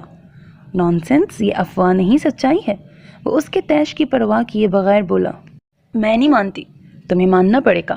نہیں مانوں گی تو کیا کر لو گے؟ جیسے منگنی کی ہے ویسے ہی شادی بھی کر لوں گا۔ وہ مسکرایا تھا۔ واٹ؟ وہ اور بھی چڑی۔ منگنی کب ہوئی ہے ہماری؟ تم بہرے ہو کیا؟ میں چیخ کے انکار کر رہی ہوں اور تم ہو کہ اپنی ہی۔ لیکن چچی جان نے انکار نہیں کیا، وہ خوش ہیں تمہارے اور میرے رشتے کو لے کر۔ وہ بات کاٹ کے بولا، مگر میں خوش نہیں ہوں اور تم خوش رہو گی بھی نہیں اس وقت تک جب تک کہ فضول کی ضد نہیں چھوڑو گی۔ ضدیں تم کرتے ہو، تم سمجھے؟ ضد نہیں، محبت کرتا ہوں میں تم سے صبا، کب سمجھو گی تم؟ عتیب نے کہتے ہوئے بازو سے تھام کر اسے اپنی جانب کھینچ لیا تھا، جو غصہ، ضد، چڑچڑاہٹ اور جلاہٹ میں گھری آپے سے باہر ہو رہی تھی۔ اتنا برا بھی نہیں ہوں کہ تم مجھے غصہ اور جلاہٹ کے علاوہ کچھ اور دے ہی نہ سکو۔ تمہاری چاہ میں تو میں کہاں سے کہاں نکل گیا سبات، اور تم ہو کہ فضول سی ضدیں پال کے بیٹھی ہو۔ ادھر دیکھو نا میری طرف، کیا اتنا ہی برا ہوں میں کہ تم سدا میرے جذبوں کو انکارتی رہو، مجھ سے دور بھاگتی رہو؟ دھیمے سے لہجے میں کہتا ہوا وہ اس کا پسینے سے تر چہرہ اپنے ہاتھ سے صاف کر رہا تھا، اور وہ بس چپ چاپ سی اسے دیکھے گئی۔ تمہارے اور چچی جان کے ساتھ جو بھی ہوا اس کے ذمہ دار میرے خاندان کے کئی افراد ضرور ہیں سبات، مگر میں تو نہیں ہوں نا، اور نہ ہی میرے والدین ہیں۔ یقین جانو بڑی چاہ اور خلوص سے وہ تمہیں میری زندگی میں شامل کر رہے ہیں، اور میں تو جانے کب سے تمہارے اقرار کا منتظر ہوں۔ ایک بار سبات، صرف ایک بار اپنے دل سے پوچھو، وہ اب بھی نہ کرتا ہے تو یقین جانو میں آج کے بعد پھر کبھی تمہیں ڈسٹرب نہیں کروں گا، کبھی نہیں کہوں گا کہ میری چاہت کو قبول کرو۔ وہ ہر دم شوخ و شریر رہنے والا خوبرو سا شخص آج بے حد سنجیدگی سے مخاطب تھا۔ کہو نا سبات کہ میرے جذبے یک طرفہ ہیں، تم ان میں شامل نہیں ہو؟ نہیں۔ وہ ایک دم ہی نگاہیں جھکا گئی کہ لاکھ انکار اور فرار کے باوجود وہ اس کے دل میں گھر کر چکا تھا۔ مگر میں اس شخص کو کبھی معاف نہیں کروں گی جس نے میری ماں کو بے تحاشا دکھ دیے۔ کہتے کہتے وہ شدتوں سے روئی تھی۔ پاگل لڑکی، آہستگی سے اسے سمیٹتے ہوئے عتیب ارمغان کی روشن روشن آنکھیں مزید روشنیاں بکھیرنے لگی تھیں۔ اور اگر تم نے میرے ساتھ میرے باپ جیسا سلوک کیا تو یاد رکھنا، اپنی ماں کی طرح میں تمہیں واپسی کا رستہ نہیں دکھاؤں گی، سیدھا اوپر ہی پہنچا دوں گی، سمجھے تم؟ برستے نینوں مگر مسکراتے لبوں سے وہ دھمکا رہی تھی۔ تھینکس اتنی دھمکی بھری چاہتوں کے لیے۔ وہ بے ساختگی سے ہنس دیا تھا۔ ویسے ایک شکوہ ہے مجھے تم سے، ہنسی روک کے کہنے لگا۔ کیا؟ وہ اسے دیکھنے لگی۔ ممی پاپا جب تم سے ملنے گئے تو تم ان کے سامنے ہی نہیں آئی؟ میں سو رہی تھی تب، اور امی نے مجھے جگایا بھی نہیں، مجھے پتہ ہی نہیں چلا کہ وہ کب آ کے چلے بھی گئے۔ وہ دھیرے سے بولی۔ داد دینی پڑے گی چچی جان کی دور اندیشی کی کہ اگر وہ تمہیں جگاتی تو تم ممی پاپا کے سامنے بھی कोई उल्टी सीधी बात ना कर देती। वो फिर शरीर हुआ। अब ऐसी भी नहीं हूं मैं। फिर कैसी हो? क्यों 1.5 साल से मेरे पीछे लगे हो, जान नहीं सके? वो बेसाख्तगी से मुस्कुराया था। वैसे मम्मी कह रही थी सोते में भी तुम बहुत हसीन लगती हो, और मैंने शुक्र किया कि उन्होंने तुम्हें सोते हुए देखा। जागते हुए देखती तो मुझसे कहती बड़ी, पता नहीं क्या लिखा हुआ है सब बात, अब मैं तुम्हें मार दूंगी। वो बेतहाशा हंस रहा था और वो सियानी सी होकर उसके बाजू पर घूंसे मारती चली गई। अतीब अरमगान के जज्बों के आगे वो सर तस्लीम खम कर चुकी थी, और ये बात उसने अभी तक अम्मी को नहीं बताई थी। इसलिए तो अम्मी हनूज उससे खफा थी और उससे बराह रास्त मुखातिब भी नहीं कर रही थी। उस रोज़ भी वो कॉलेज जाने की तैयारियों में थी जब अम्मी नानों से कहने लगी, अब्बा जी ये लिस्ट दें सबात को और कहिए कि कॉलेज से वापसी पर ये सब सामान लेती आए। अम्मी नानों को लिस्ट थमा रही थी और वो ज़ेरे लब मुस्कुराती हुई उन्हें देख रही थी। नानों के लबों पर भी मुस्कुराहट रेंगी थी। नानो, इनसे पूछिए नाम नेहाद रिश्तों की खातिर ये कब तक अपनी सगी बेटी से नाराज़ रहेंगी? अब्बा जी इससे कहिए मुझे इससे कोई बहस नहीं करनी, होगा वही जो मैं चाहती हूँ। अम्मी खफकी से कहनी थी, इससे कह दें सारा सामान लेती है। आज रात के खाने पर मैंने अतीब और उसके वालिदैन को दावत दी है। अम्मी आप इतनी खुश कैसे हो सकती हैं मुझे उस खानदान में भेजकर जहाँ आपकी हक तलफी हुई है? वो कहती हुई एकदम उनके गले लग गई थी। परे हटो तुम, उन्होंने नाराज़गी से परे धकेला। मैं नहीं हटूंगी जब तक आप अपनी ज़िद नहीं छोड़ेंगी। ज़िद तुमने पकड़ी है, मैंने नहीं। मतलब ये कि आप चाहती हैं कि मेरे साथ भी वही हो जो आपके साथ हुआ। अल्लाह ना करे कुछ भी बक देती हो बिला सोचे समझे। अम्मी ने फ़ौरन टोका, अम्मी आपको इतना यकीन क्यों है मेरी खुशियों का? इसलिए कि अतीब ने यकीन दिलाया है। अतीब से कब मिली आप? वो छिटकी, काफ़ी अरसा हुआ। वो कहने लगी, वो अक्सर मिलने आता था मुझसे मेरे स्कूल में। तो मौसूफ यहाँ भी मैदान मार चुके हैं। वो बुड़बुड़ाई, फिर कहने लगी, आपने मुझे बताया नहीं? मैं मुंतज़िर थी कि तुम बताओगी, मगर नहीं, तुम तो फजूल के वाही में पाले बैठी हो। कोई वहम नहीं अम्मी, हकीकत है ये। हाँ अतीब की चाहत हकीकत है, और बाकी सब? फिर मेरे बाप की चाहत क्या थी? तुम्हारे बाप की चाहत? उसे देखते हुए अम्मी ने तवील सांस ली। जब तक उसकी चाहत हकीकत थी वो मेरे साथ रहा, पलट कर वास्ती हाउस नहीं गया, और जब उसकी चाहत बेजारी में बदलने लगी, महज फ़राइज़ की अदायगी की हदूद में सिमटने लगी, तब मैंने उससे किनारा कशी इख्तियार कर ली। मैं तुम्हें कैसे समझाऊं बेटे कि वो अपनी बरादरी की किसी औरत में इंटरेस्टेड हो चुके थे, मुझसे और तुम सब से दूर होने लगे थे। बस फिर मैं बर्दाश्त ना कर सकी और उन्हें खुद से अपने हक की खातिर लड़ने के बजाय आप पीछे हट गईं।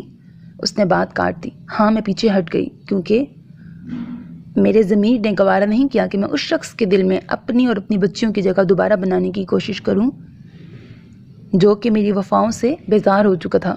वो बेजार हुआ तो आपने उसे अपनी ज़िंदगी से अलग कर दिया और उसने अपनी नई दुनिया बसा ली। आपको क्या मिला? आप तो तन्हा ही रही ना अम्मी। आपने क्यों नहीं अपनी दुनिया बसाई उनसे तलाक लेके? बेटे वो बेजार था, मैं तो नहीं थी ना। मुझे आज भी मोहब्बत है उससे। अजीब हैं आप भी, वो फ़कत इसी कदर कह सकी थी। ये दिलों के नाते अजीब ही होते हैं बेटे, जब खुद जोड़ोगी तो जानोगी।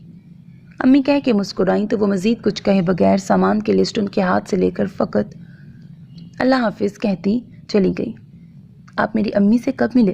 वो उससे पूछ रही थी जो क्लासेस ऑफ हो जाने के बाद उसके साथ ही चल रहा था। जब तुमसे शादी का फ़ैसला कर लिया तब? ज़ेर-ए-लब मुस्कुराया था। कब किया था फ़ैसला? बताया था ना कि तुम्हें देखने के चंद दिनों के बाद ही। मतलब ये कि मैं आपको पहचानती, इससे कबल आप मुझे पहचान चुके थे। हाँ तुम्हारी अम्मी से मिला तब जाना। मेरी चचाज़ादो अम्मी से क्यों मिले थे?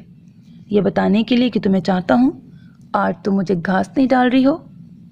तब तक मैं गधा नहीं समझती थी आपको, और जब समझ लिया तो वो बेहद शरारत से हंस पड़ी।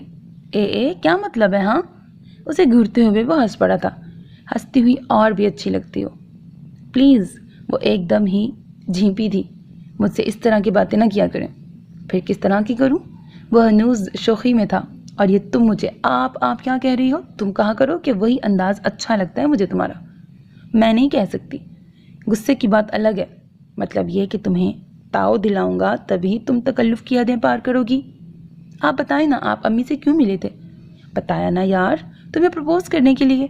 वो कहने लगा, अम्मी आपको पहले से जानती थी? नहीं। जब मैंने अपना तारुफ दिया तो वो मज़ीद तफसील पूछने लगी। यूँ हमारी रिश्तेदारी निकल आई और तब उन्होंने मुझसे कहा कि अगर मेरे वालिदैन तुम्हें राज़ी खुशी कबूल करेंगे तो वो भी तुम्हें राज़ी कर लेंगी। और अब तुम मुझे ये बताओ कि तुम अपनी अम्मी के कहने पर राज़ी हुई हो या मेरे जज्बे रंग लाए हैं? वो पूछ रहा था। आपको क्या लगता है? वो उसी से पूछने लगी। मेरा तो ये हाल है कि तुम दिन को अगर रात कहो रात कहेंगे। वो शरारत से गुनगुनाया। बस कोई ज़रूरत नहीं है रोमांटिक होने की। वो टोक कर आगे बढ़ गई थी। यार, एक तो ये बड़ी खामी है तुम में कि ज़रा सा रोमांटिक हुआ नहीं कि तुम भागने लगती हो। वो हंसता हुआ उसके साथ ही था। और सुनाओ, आज हमें डिनर में क्या खिला रही हो? क्या खाएंगे आप? वो पूछने लगी। मैं तो वही खाऊंगा जो तुम पकाओगी, अलबत्ता तुम्हारी सास को मलाई कोफ्ते और ससुर को बटर चिकन बहुत मरगूब है। अपनी पसंद भी बताए ना। कहा ना, मैं वही खाऊंगा जो तुम बड़े प्यार से खुद पकाओगी। मुझे तो कुछ पकाना ही नहीं आता। वो शौक हुई। तो ठीक है, हवा और पानी पे गुजारा कर लूँगा। उसने ठंडी सांस भरी कि सबात को हंसी आ गई। और हाँ, अम्मी से कह देना कि आज तारीख भी फिक्स होगी हमारी शादी की। इतनी जल्दी? वो अपनी स्कूटी तक जाते जाते रुक गई। कैसी जल्दी? यही मुनासिब वक्त है। वो मुस्कुराया। आप तो पढ़ रहे हैं ना अभी? मैं पढ़ चुका जो भी पढ़ना था। ये तो बस जस्ट फॉर इन्फॉर्मेशन है। असल डिग्री तो मेरी MBA है, जिसकी बिना पे मैं कामयाब बिजनेसमैन हूँ। वो कह रहा था। हाँ, बस मुझे लगा कि बायोटेक्नोलॉजी की खातिर ख्वाह मालूमात नहीं है मुझे, इसलिए सोचा कि बायोटेक कर लिया जाए। और अब सोचता हूँ तो लगता है कि इन्फॉर्मेशन तो महज एक हीला था किस्मत का, जो मुझे तुमसे मिल गया। अगर मैं यहाँ नहीं आता तो शायद तुमसे नहीं मिल पाता। हमारे नसीब में एक दूसरे का साथ लिखा था, तो ये ज़रूरी नहीं था कि आप मुझसे यहीं मिलते, कहीं और भी मिल ही जाते मुझे। वाह, क्या 1.25 लाख की बात कह दी है तुमने। वो कहता हुआ अपनी बाइक की जानिब बढ़ गया था। ड्रॉप कर देता हूँ तुम्हें, आ जाओ। नहीं, मुझे कुछ सामान खरीदना है, आप जाएं। तो ठीक है ना, साथ चलते हैं। तुम खरीदारी कर लेना, फिर मैं तुम्हें घर पहुँचा दूँगा। आप एक बात बताएं मुझे। वो उसकी तरफ देखते इस्तफामिया नज़रों से उसे देखने लगा। सुबह से लेकर 12 बजे तक आप कॉलेज में होते हैं, उसके बाद 1-1.5 घंटा मेरे पीछे वक्त ज़ाया करते हैं, फिर कारोबार कब देखते हैं अपना? वो शरारत अमेज़ संजीदगी से पूछ रही थी। हाँ, इश्क ने गालिब निकम्मा कर दिया, वरना हम भी आदमी थे काम के। उसने शरारत से ठंडी सांस भरी और वो हंसती हुई अपनी स्कूटी आगे बढ़ा ले गई। ओके, फिर मिलते हैं शाम को। पीछे से वो कहता अपनी बाइक मुखालिफ सिमत में मोड़ कर ले गया। ख़ानदानी रस्म व रवाज की तो अदीब ने कभी कोई बात ही नहीं की। उसके वालिदैन पता नहीं कैसे हों। घर पर अम्मी के साथ किचन में मसरूफ़ वो सोच रही थी, और जब शाम को वो अपने वालिदैन के साथ आया तो वो एकदम उनके सामने ना आ सकी। पहले अम्मी फिर बहनों ने भी बारहा बुलाया, मगर वो अपने कमरे में ही बैठी रही। बेटे, हम कोई गैर तो नहीं? फिर हमसे मिलने में झिझक कैसी? वो तो बाहर ना निकली, अलबत्ता अतीब की मम्मी उस तक चली आईं। बड़ी ही खूबसूरत और पुरवकार सी लगी। वो उसे पहली बार तुम्हें सोते हुए देखा था। उसने धीरे से सलाम किया तो वो जवाब देकर कहने लगी, आज जागती मिली हो तो और भी प्यारी लग रही हो। बहुत पसंद आई हमें अपने बेटे की पसंद। ना आती तब भी हम खुशी होते कि बहरहाल अपने बेटे की खुशियों को अव्वलियत देते हैं हम। उसे खुद से लगाकर उसकी पेशानी चूमते हुए वो मोहब्बत से कह रही थी, और वो नर्वस हो रही थी। आओ चलें, तुम्हारे ताया जान मुंतज़िर हैं तुम्हारे। वो उसे साथ लगाए हुए कमरे से निकली थी। वालेकुम सलाम बेटे, जीती रहो, खुश रहो। उसके सलाम का जवाब देते हुए अरमगान वास्ती ने बड़ी शफकत से उसके सर पे हाथ फेरा, और मम्मी ने बैठते हुए उसे अपने बाजू में ही बिठा लिया। भला बताओ, इतनी प्यारी बच्चियों को छोड़कर वो बेवकूफ़ हसान जाने किन खुशियों की तलाश में सरगर्दा रहा बरसों तक। सदफ़ और सहर को अपने पास बिठाया। ताया जान नानों से मुखातिब थे। जाने दें, बीती बातें ना दोहराई जाएं तो अच्छा है। मम्मी बोली, आज की और आने वाली खुशियों की बातें करें ना आप। हाँ, वही तो कर रहे हैं हम। ताया जान मुस्कुरा दिया, और सबात ने कनखियों से उसे देखा, जो अम्मी के पास बैठा न जाने किन जहानों की बातें कर रहा था कि मुस्तकिल मुस्कुराहट ने अम्मी के चेहरे का अहाता कर लिया था। दोनों बहनें और नानों भी बेहद खुश थे। या अल्लाह, कैसा जादूगर है ये शख्स, जो लम्हों में सबके दिलों को मुसख्खर कर गया। वो कनखियों से उसे देखती हुई सोच रही थी, यूं चोरी चोरी क्या देख रही हो? जब बेधड़क देखने का परमिट मिल गया है तो? दफातन वो बेहद शरारत से बोल पड़ा था। उफ़, وہ ایک دم ہی سٹپٹا کر اپنے کمرے کی طرف بھاگ گئی تھی اور سب کی ملی جلی ہنسی نے دور تک اس کا پیچھا کیا تھا۔ چچا جان کو بے حد شدید ہارٹ اٹیک ہوا ہے۔ اس روز وہ کالج آئی تو عتیب ارمغان غیر حاضر تھا، اور جب وہ لیکچرز آف ہونے کے بعد گھر کا رخ کر رہی تھی تو وہ اسے کالج گیٹ سے کچھ پہلے ہی مل گیا۔ اس کی اسکوٹی کے آگے اپنی بائک روک کے بولا تو وہ بے تاثر چہرہ لیے اسے دیکھنے لگی۔ کچھ بولو گی نہیں؟ وہ خاموش ہی رہی تو وہ کہنے لگا، کیا بولوں؟ کوئی جذبہ، کوئی تاثر نہیں تھا اس کے لب و لہجے میں۔ سبات، میں تمہیں ہمارے ابو جی کے ہارٹ اٹیک کی خبر سنا رہا ہوں، اور سمجھی تم؟ وہ قدرے برہم ہوا۔ میں بہت چھوٹی تھی عتیب، شاید 8 سال کی، جب میرے ابو جی کی ڈیتھ ہو گئی تھی، اور تم پتہ نہیں مجھے کس کے ہارٹ اٹیک کی خبر سنا رہے ہو۔ تو مردوں کو بھی ہارٹ اٹیک ہوتے ہیں کیا؟ بے حد سرد لہجہ تھا اس کا، اتنا کہ وہ فر بولنے والا شخص کتنے لمحوں تک کچھ کہہ نہ سکا۔ سبات، تم پاگل ہوئی ہو؟ وہ بولا تو بس یہی۔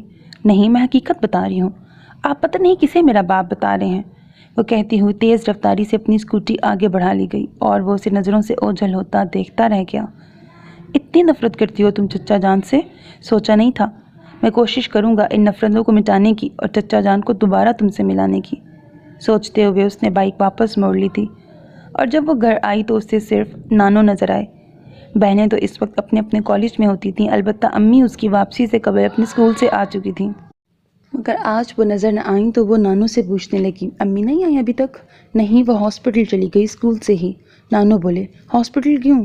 حسان کو ہارٹ اٹیک ہوا ہے، اسے پتہ نہیں کس نے اطلاع دی، بہرحال وہ مجھے فون کر کے اسکول سے ہی ہاسپٹل چلی گئی۔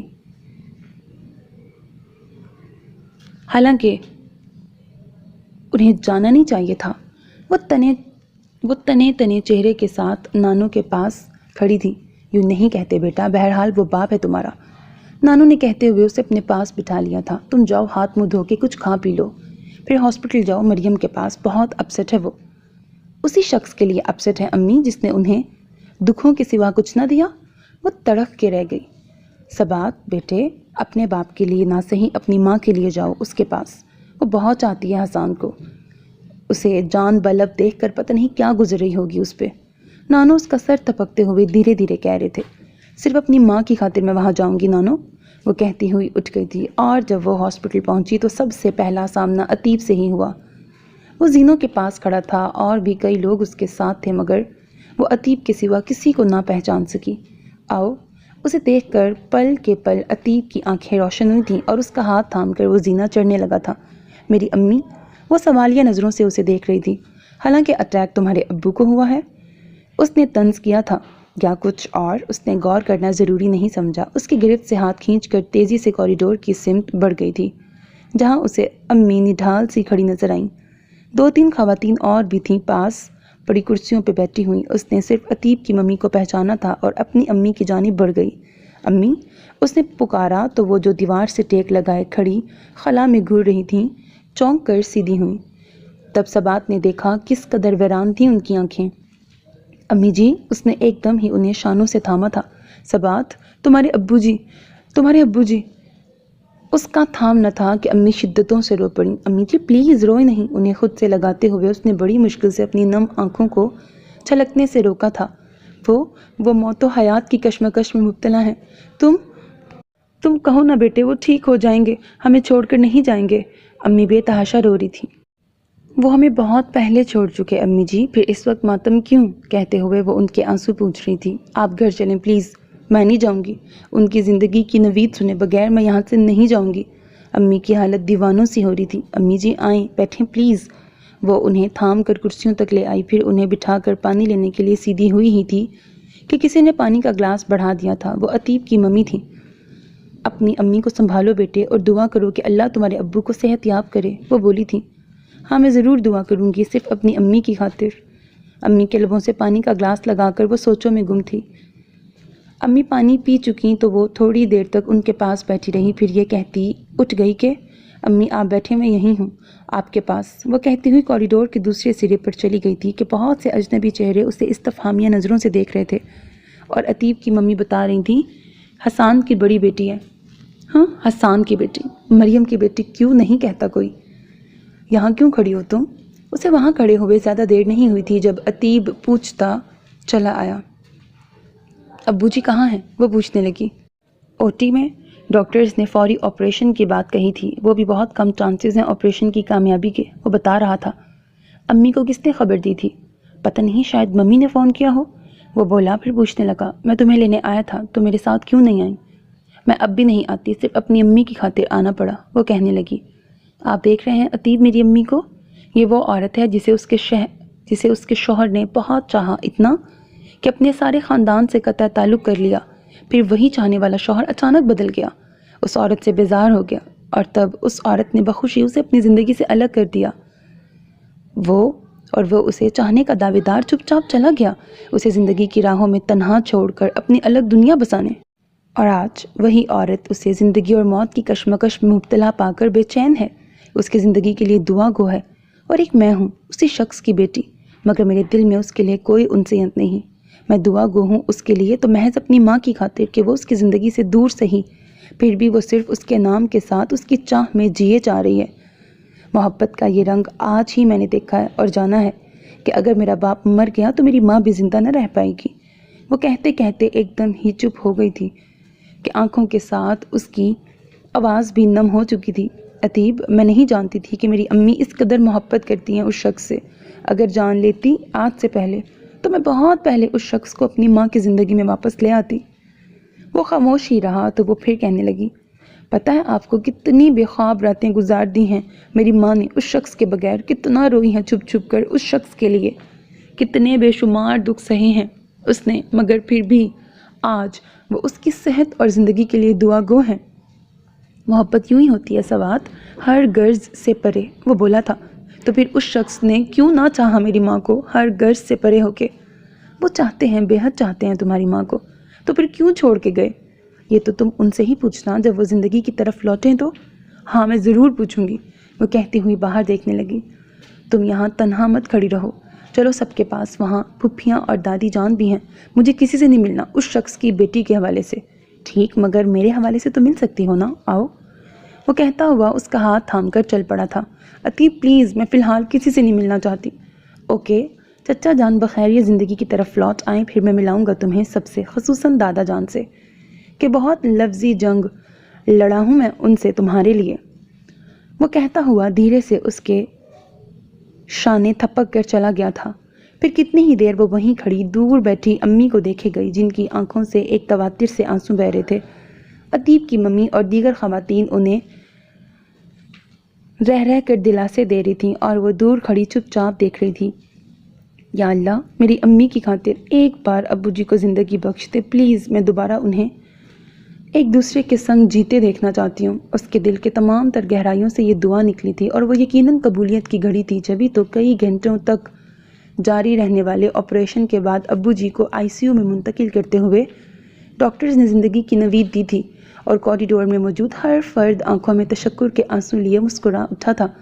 سبات، تم نے سنا بیٹے، تمہارے ابو جی اب خطرے سے باہر ہیں، وہ ٹھیک ہیں۔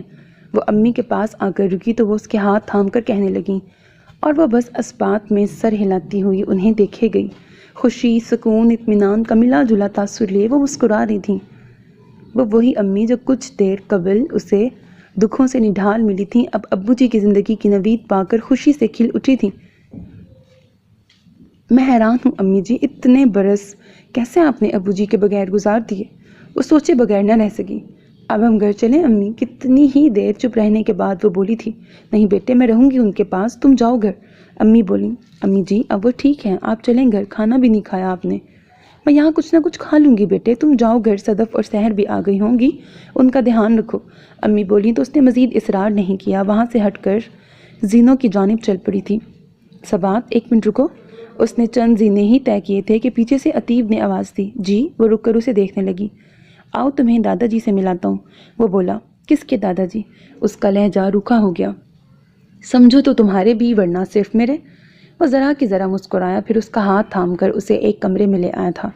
دادا جی دیکھیں کون ہے میرے ساتھ، اس نے کہتے ہوئے باروب سی بزرگ شخصیت کے سامنے اسے کھڑا کر دیا۔ السلام علیکم۔ وہ اپنی ازلی خود اعتمادی سے سلام کرتی ہوئی ان کے سامنے کھڑی تھی۔ میں سبات ہوں۔ وہ مبہم سا مسکرائے تھے۔ تو تم ہو سبات، جس کی ماں کی خاطر برسوں پہلے ہمارے بیٹے نے نافرمانی کی تھی، اور آج تمہارے لیے ہمارا پوتا نافرمان ہوا ہے۔ ایسے فرمان بنائے ہی کیوں جائیں جو اولادوں کو نافرمانی پر مجبور کریں؟ ان کی آنکھوں میں آنکھیں ڈالے کھڑی وہ ثابت کر رہی تھی کہ وہ انہی کی پوتی ہے۔ معاف کیجیے گا، میں گستاخ مانی جاؤں گی شاید، مگر کہوں گی ضرور کہ اتنی عمر گزار کر بھی آپ نہیں سمجھے اتنی سی بات کہ رسم روایات انسانوں کے لیے ہوتی ہیں، نہ کہ انسان ان کے لیے۔ آپ کا پوتا اگر نافرمان ہے تو فرما بردار بنا لیں آپ اسے۔ میں نے نہیں مجبور کیا اسے نافرمانی کے لیے۔ کہہ کر وہ رکی نہیں تھی، کمرے سے نکلتی چلی گئی۔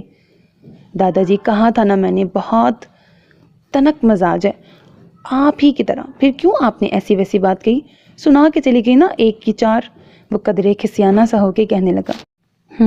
پر ہمیں اچھی لگی۔ خیر جاؤ دیکھو کہاں گئی۔ دادا جی مسکرائے تھے۔ تھینکس دادا جی۔ وہ مسکراتا ہوا تیزی سے باہر نکلا ہی تھا اور اس وقت اس تک پہنچا جبکہ وہ اپنی اسکوٹی سٹارٹ کر چکی تھی۔ کہاں جا رہی ہو؟ وہ قریب آگے پوچھنے لگا۔ گھر، مختصر جواب تھا۔ کیوں مگر؟ خیریت نہیں پوچھو گی چچا جان سے؟ وہ خیریت سے ہیں اور جنہیں ان کی خیریت درکار تھی وہ ان کے پاس ہی ہیں۔ سبات، رکو نا یار کچھ دیر، اور میں تمہیں اپنے بکیا کزن سے بھی ملانا چاہتا ہوں، پھر کبھی۔ وہ نفی میں سر ہلا گئی۔ ابھی تو مجھے گھر جانا ہے، بھوک بڑی زور کی لگی ہے۔ امی کا سن کر کھانا کھائے بغیر ہی چلی آئی تھی۔ ارے تو پھر پہلے کیوں نہ کہا؟ چلو پھر لنچ کرتے ہیں دونوں کہیں باہر جا کے۔ وہ شوق ہونے لگا تھا۔ آپ کو تو بس بہانہ چاہیے میرا پیچھا لینے کا۔ وہ ہنستی ہوئی اسے گھور کر اسکوٹی آگے بڑھا چکی تھی۔ حسان واسطے جتنے دن تک ہاسپٹل میں رہے امی بھی برابر جاتی رہیں۔ اسکول سے انہوں نے چھٹی لے رکھی تھی، تقریباً سارا دن ہی وہ ان کے پاس رہتی تھیں اور رات کو عتیب انہیں گھر تک چھوڑ جاتا تھا۔ صدف اور سحر اور نانو بھی روز ہی جا کے ملتے تھے ان سے، بس ایک وہی تھی جو ان کی خیریت پوچھنے نہیں گئی تھی اور کسی نے انہیں ٹوکا بھی نہیں تھا۔ آپ کتنی لمبی چھٹی کریں گی امی جی؟ اس صبح بھی امی کو اسکول کے بجائے ہاسپٹل جانے کی تیاریوں میں دیکھ کر ٹوک گئی تھی۔ بس بیٹا تمہارے ابو جی ڈسچارج ہو جائیں پھر جوائن کر لوں گی۔ امی جی، ابو جی کے لیے گرما گرم دودھ تھرمس میں ڈالتی ہوئی امی بولیں اور وہ چاہ کر بھی کوئی تلخ بات نہ کہہ سکی کہ ابو جی کے لیے امی کی دیوانگی وہ دیکھ ہی چکی تھی کہ کیسے ایک پل میں وہ سارے گلے شکوے بھلا کے ابو کی صحت اور زندگی کے لیے بے چینی سے مالک حقیقی کے آگے سر مسجود تھیں۔ چلیں میں چھوڑ دیتی ہوں، میں بھی نکل ہی رہی ہوں کالج کے لیے۔ وہ فقط یہی کہہ سکی۔ تم جاؤ بیٹے، میں چلی جاؤں گی۔ تمہارے کالج سے ہاسپٹل کا روٹ کافی الگ پڑ جاتا ہے، مجھے چھوڑنے کے چکر میں تم لیٹ ہو جاؤ گی۔ امی نے منع کر دیا تو وہ یوں ہی سر ہلا کے چلی گئی تھی اور جب دوپہر کو واپس لوٹی تو گھر میں کافی ہلچل محسوس ہوئی تھی۔ کالج نہیں گئی تم دونوں بہنوں کو گھر میں دیکھ کر وہ پوچھنے لگی۔ نہیں باجی، آج ابو جی گھر آ گئے ہیں نا، اس لیے ہم نہیں گئی۔ صدف بولی تو اپنے کمرے کی طرف جاتے اس کے قدم رک سے گئے۔ کیا مطلب؟ وہ ٹھٹک کر پلٹی۔ باجی، ابو جی ہمارے گھر آئے ہیں، واسطی ہاؤس نہیں گئے۔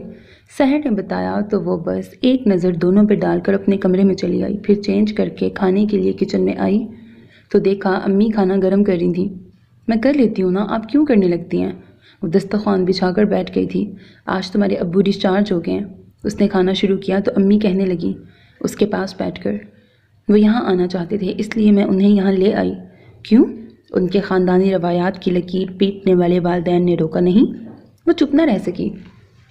نہیں، کسی نے کچھ نہیں کہا اور میں انہیں یہاں لے آئی، امی کہہ کر اسے دیکھنے لگی کہ شاید وہ پھر کچھ کہے گی، مگر وہ چپ چاپ کھانا کھاتی رہی تو وہی کہنے لگی، تم کچھ کہو گی نہیں بیٹے؟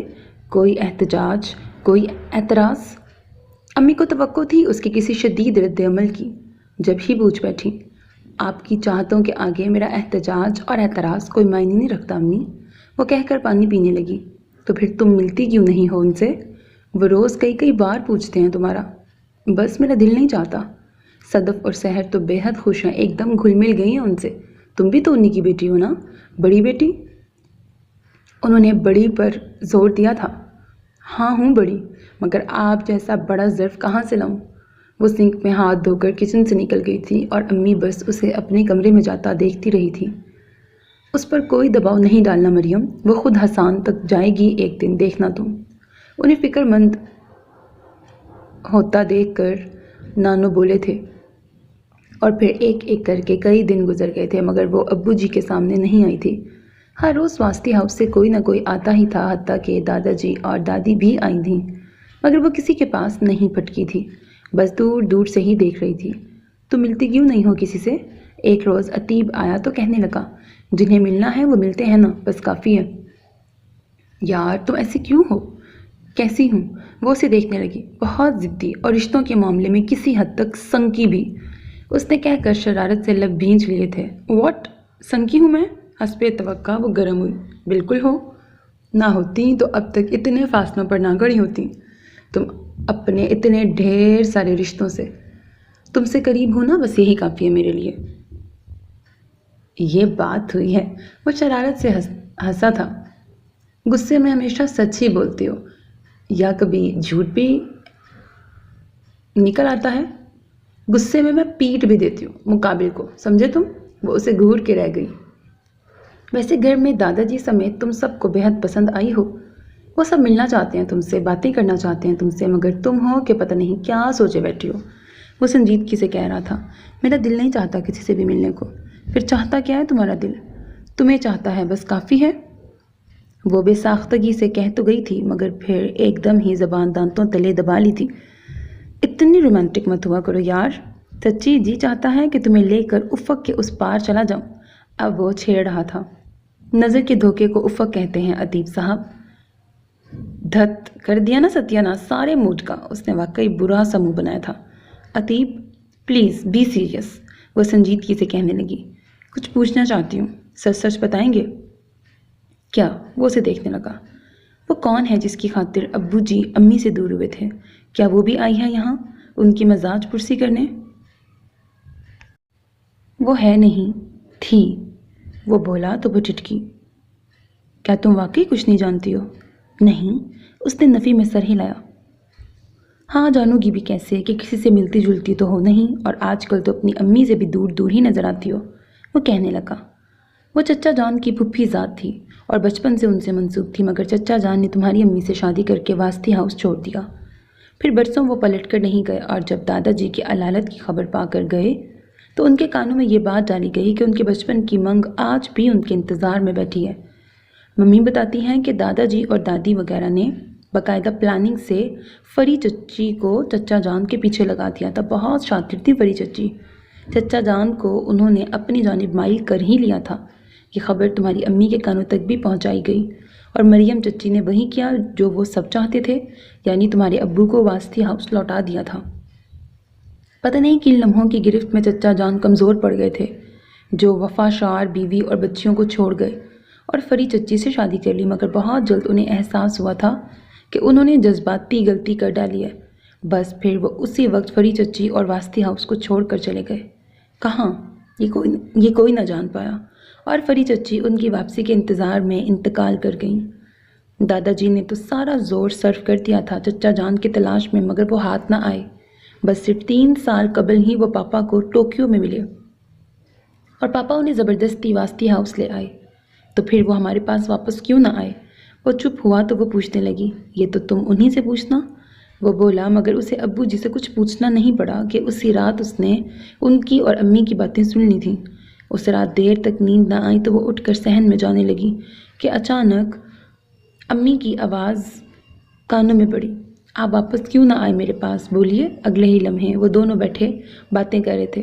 اگلے ہی کمرے میں وہ دونوں بیٹھے باتیں کر رہے تھے۔ کس منہ سے آتا مریم؟ ابو جی کہہ رہے تھے، پتہ نہیں کیسے تمہاری محبتیں، تمہاری وفائیں اور بچیوں کو فراموش کر گیا میں۔ تم نے آنے سے منع کر دیا تو میں بھی مان گیا۔ بچیوں کی نفرت کو محض بہانہ تھا، اصل وجہ تو تم بھی جانتی تھی مریم۔ پھر کیوں مجھے دور کیا خود سے؟ اسی وقت مجھے قید کر لیتی اپنی چاہت کی زنجیروں میں تو آج میں بہت خوش ہوتا تمہارے اور بچیوں کے ساتھ۔ میں کیا کرتی حسان، بہت ہرٹ ہو گئی تھی میں فری سے آپ کا تعلق جان کر۔ سارا قصور میرا ہی ہے مریم۔ تم نے کہا بچیاں متنفر ہو رہی ہیں مجھ سے، تو میں بھی مان گیا۔ اس نفرت کو ختم کرنے کی، صحیح کرنے کے بجائے اپنی زندگی کو خوشیاں تلاشنے نکل گیا۔ شاید اسی لیے تمہیں اور بچیوں کو چھوڑنے کے بعد کوئی دیر پا خوشی نہ ملی مجھے، اور میں…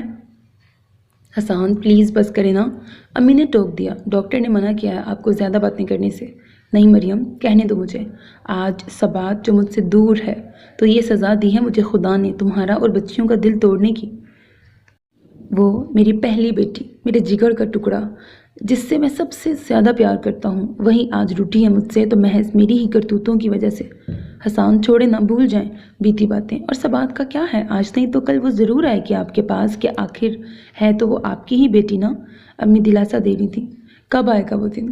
بہت جلد آئے گا، بس اس دن کو نوبت ہی نہ آتی حسان، اس دن کی نوبت ہی نہ آتی حسان، اگر جو آپ ملکوں بھٹکنے کی بجائے میرے پاس واپس چلے آتے۔ جب فریب وغیرہ کی سازش جان گئے تھے تو پھر میرے پاس واپس کیوں نہ لوٹے؟ میں حوصلہ ہی نہیں کر پایا۔ تم سے بے وفائی کی سزا خود کو یہی دی کہ تمہیں اور بچیوں کو چاہتا رہوں اور ملوں بھی نہیں، کہ تمہیں تڑپایا تھا تو خود بھی تڑپتا رہوں۔ بہت سزا دے لیا آپ نے خود کو، بس اب کوئی دکھ نہیں دیں گے آپ خود کو، امی کہہ رہی تھیں، اور وہ چپ چاپ اپنے کمرے میں چلی آئی تھی۔ یہ محبتیں کتنے رنگ بدلتی ہیں، وہ سوچ رہی تھی۔ اگلا دن چھٹی کا تھا، اس لیے وہ فجر کی نماز پڑھ کر دوبارہ سو گئی تھی، اور جب آرام سے اٹھی تو گھر میں اسے بڑی ہلچل سی محسوس ہوئی۔ کمرے سے باہر آئی تو دیکھا دادا دادی سمیت پورا واسطی ہاؤس ہی گھر میں براجمان تھا۔ ہال کمرے میں خوب شور و گل مچا تھا، ہنسی کہے پیار بھری ڈانٹ جھڑکیاں سب اس کے سماعتوں میں پہنچ رہی تھیں۔ خوب سوئیں آج تو تم؟ وہ کچن میں آئی تو اسے دیکھ کر امی کہنے لگی جی، وہ محض سر ہلا کے کچن ٹیبل تک آ کر اپنے لیے ناشتہ بنانے لگی۔ تم بیٹھو بیٹا، میں بنا دیتی ہوں۔ سبزیوں کے پتے چنتی امی بولی میں بنا لوں گی، وہ کہتی ہوئی دودھ گرم کرنے لگی تھی۔ اتنا شور و گل کیوں؟ ہاں، واسطی ہاؤس سے آج سب ادھر ہی آ گئے ہیں، تمہاری اور عتیب کی شادی کی تیاریوں کے امور پر بات ہونی ہے نا، اس لیے امی بتانے لگیں۔ اور تمہارے تایا جان نے کھانوں کے آرڈر دے دیے ہیں، اس لیے سب آرام سے بیٹھے گپے لگا رہے ہیں۔ ناشتہ کر کے تم بھی جاؤ سب کے درمیان، کہنے کے ساتھ ہی امی نے اسے دیکھا بھی تھا، وہ بے تاثر چہرہ لیے ناشتہ کرنے بیٹھ گئی تھی۔ جب گھر میں پکانا نہیں ہے تو آپ سبزیاں لے کے کیوں بیٹھی ہیں؟ تمہارے ابو جی کے لیے سوپ بنانا ہے، اور ان کا پرہیزی کھانا بھی تو بنانا ہے نا۔ میں بنا دیتی ہوں، آپ جا کے بیٹھیں سب کے ساتھ، یہ نارمل سے انداز میں کہتی وہ ناشتے سے فارغ ہو چکی تھی۔ ٹھیک ہے، امی پل کے پل مسکرائی تھی۔ ابھی تو سوپ بنا دو، کھانا تھوڑی دیر بعد بنانا، سوپ ابھی پئیں گے تمہارے ابو جی۔ وہ اسبات میں سر ہلا کر سوپ بنانے کھڑی ہو گئی، اور اس کے سوپ بنا کر پیالے میں منتقل کر لینے تک امی وہیں بیٹھی چپ چاپ اسے دیکھتی رہی تھی۔ آؤ تم سب کے ساتھ بیٹھو، میں یہ سوپ دے آؤں حسان کو؟ سوپ کا پیالہ ٹرے میں رکھتی ہوئی امی کہنے لگی آپ جائیں، سوپ میں دے دیتی ہوں ابو جی کو۔ وہ کہتی ہوئی ٹرے ان سے لے کر انہیں خوشگوار حیرت سے دو چار کر کے چلی گئی تھی، اور جب ابو جی کے کمرے تک آئی تو دیکھا وہ تکیوں کے سہارے بیڈ پر نیم دراز تھے، اور عتیب اور اس کے کئی کزنز ان کے آس پاس بیٹھے تھے۔ میں آ جاؤں ابو جی؟ ٹرے ہاتھوں میں لیے وہ دہلیز پر کھڑی پوچھ رہی تھی۔ ابو جی ہی نہیں، بکیا سب بھی ٹٹکے تھے۔ رحمتیں اجازت نہیں لیتی بیٹے، وہ تو بس اس مالک حقیقی کے کرم سے برس جایا کرتی ہیں۔ اگلے ہی پل ابو جی ساری حیرتوں کو پرے کر کے سیدھے ہو بیٹھے تھے۔ میں سوپ لائی ہوں آپ کے لیے، وہ کہتی ہوئی آگے بڑھ کر ٹرے سائڈ ٹیبل پہ رکھ چکی تھی۔ تم آ گئی، ہمارے لیے یہی کافی ہے۔ اس کا ہاتھ تھامتے ہوئے ابو جی نے اپنے پاس بٹھا لیا تھا۔ میں خود آئی ہوں تو محبت جتا رہے ہیں، نہیں آئی تھی تو خود بھی چپ چاپ پڑے تھے، بلایا کیوں نہیں مجھے؟ ابو جی کے شانے پر سر ٹکاتے ہوئے وہ شدتوں سے رو پڑی تھی۔ بلانے کا منہ ہی نہیں تھا میرا، ابو جی نے شفقتوں سے سمیٹا تھا اسے۔ بکواس کر کے غصہ نہ دلائیں مجھے، وہ روتے روتے ہی چلائی تھی۔ جی چچا جان، غصہ نہ دلائیں ورنہ یہ سارے ادب لحاظ بھول جائے گی، اور مجھے تم اور آپ کو ابو جی کی بجائے وہ شخص کہے گی۔ عتیب نے شریر سا طنز اچھال دیا۔ ویسے وہ باپ کو کہہ رہی ہے بکواس کر کے، یہ زیادہ بد تہذیبی ٹائپ نہیں ہو گیا؟ خیر ایسی بھی نہیں ہے ہماری بیٹی، ابو جی بہت پیار سے اس کے آنسو پوچھ رہے تھے۔ ایسی ہی ہے آپ کی بیٹی، وہ بولا۔ تم چپ رہو، تم کیوں بیچ میں ٹپکے ہو؟ مجھے اکیلے سارے حساب بے باک کرنے ہیں اس شخص سے جو میرا باپ ہے، وہ چڑ کر چلائی تھی۔ دیکھا چچا جان، کہا تھا نا میں نے۔ وہ بے تحاشا ہنس رہا تھا، ابو جی بھی مسکرا رہے تھے، اور وہ زبان دانتوں تلے دبائے خجل سی ہو کر انہیں دیکھ رہی تھی۔ تمہارے ہر اس پل کا حساب بے باک کرنے کو تیار ہوں میں بیٹے، جب تم نے میری ضرورت محسوس کی اور میں تمہارے پاس نہیں تھا۔ تمہارا ہی نہیں بیٹے، تمہاری ماں اور اپنی دوسری دونوں بچیوں کا بھی خطاوار ہوں میں، اور ہر سزا جھیلنے کو تیار ہوں، تم جو چاہو۔ اس کے سر پہ ہاتھ پھیرتے ہوئے ابو جی کہہ رہے تھے جتنی سزائیں جھیلنی تھیں آپ جھیل چکے ہیں، اب جزا کا وقت ہے ابو جی، کہ اب کوئی سزا باقی نہیں رہی آپ کے لیے۔ بڑا ظرف رکھتی ہو بیٹے، اپنی امی جیسا۔ نہیں ابو جی، بہت چھوٹا ظرف ہے میرا، بڑا ہوتا تو اتنی دیر نہ لگاتی آپ تک آنے میں۔ خیر، اب راوی چین ہی چین لکھتا ہے۔ عتیب کہنے لگا، لیکن چچا جان، میں بتا دوں آپ کو کہ اگلے ماہ میں آپ کی یہ بیٹی آپ سے لے جاؤں گا۔ آج ہی تو آئی ہے ہماری بیٹی ہمارے پاس، اور اتنی جلدی تو ہم اسے دوبارہ خود سے دور نہیں کریں گے۔ ابو جی ہنس رہے تھے۔ کیا مطلب ہے؟ ادیب کی جان پہ بن آئی۔ مطلب کیا ہوتا ہے؟ میں اب اپنے ابو جی کے پاس ہی رہوں گی۔ وہ چڑھا رہی تھی۔ ٹھیک ہے، تو پھر میں بھی یہیں رہ جاتا ہوں۔ وہ اس قدر بے چارگی سے بولا تھا کہ ابو جی کی رکتی ہنسی دوبارہ شروع ہو گئی تھی۔ پھر وہ ابو جی کے ساتھ لگی سب کے درمیان چلی آئی تھی۔ ہر چہرے پر خوشی رقصاں تھی، اور ان سب چہروں کے درمیان اسے امی کا چہرہ سب سے زیادہ حسین اور تابناک لگ رہا تھا۔ وہ چہرہ جس پر ایک بار پھر برسوں بعد محبتوں نے اپنے حسین رنگ سجا دیے تھے۔ ختم شد۔ سو میرے عزیز listeners, this was the end of the novel. Hope that you like it. اپنا بہت خیال رکھیے گا نیک تمناؤں کے ساتھ۔ اللہ حافظ، and don't forget to subscribe to my channel because that's how you can encourage me, and that's the only kind of support and encouragement which I want from all of you. Allah Hafiz.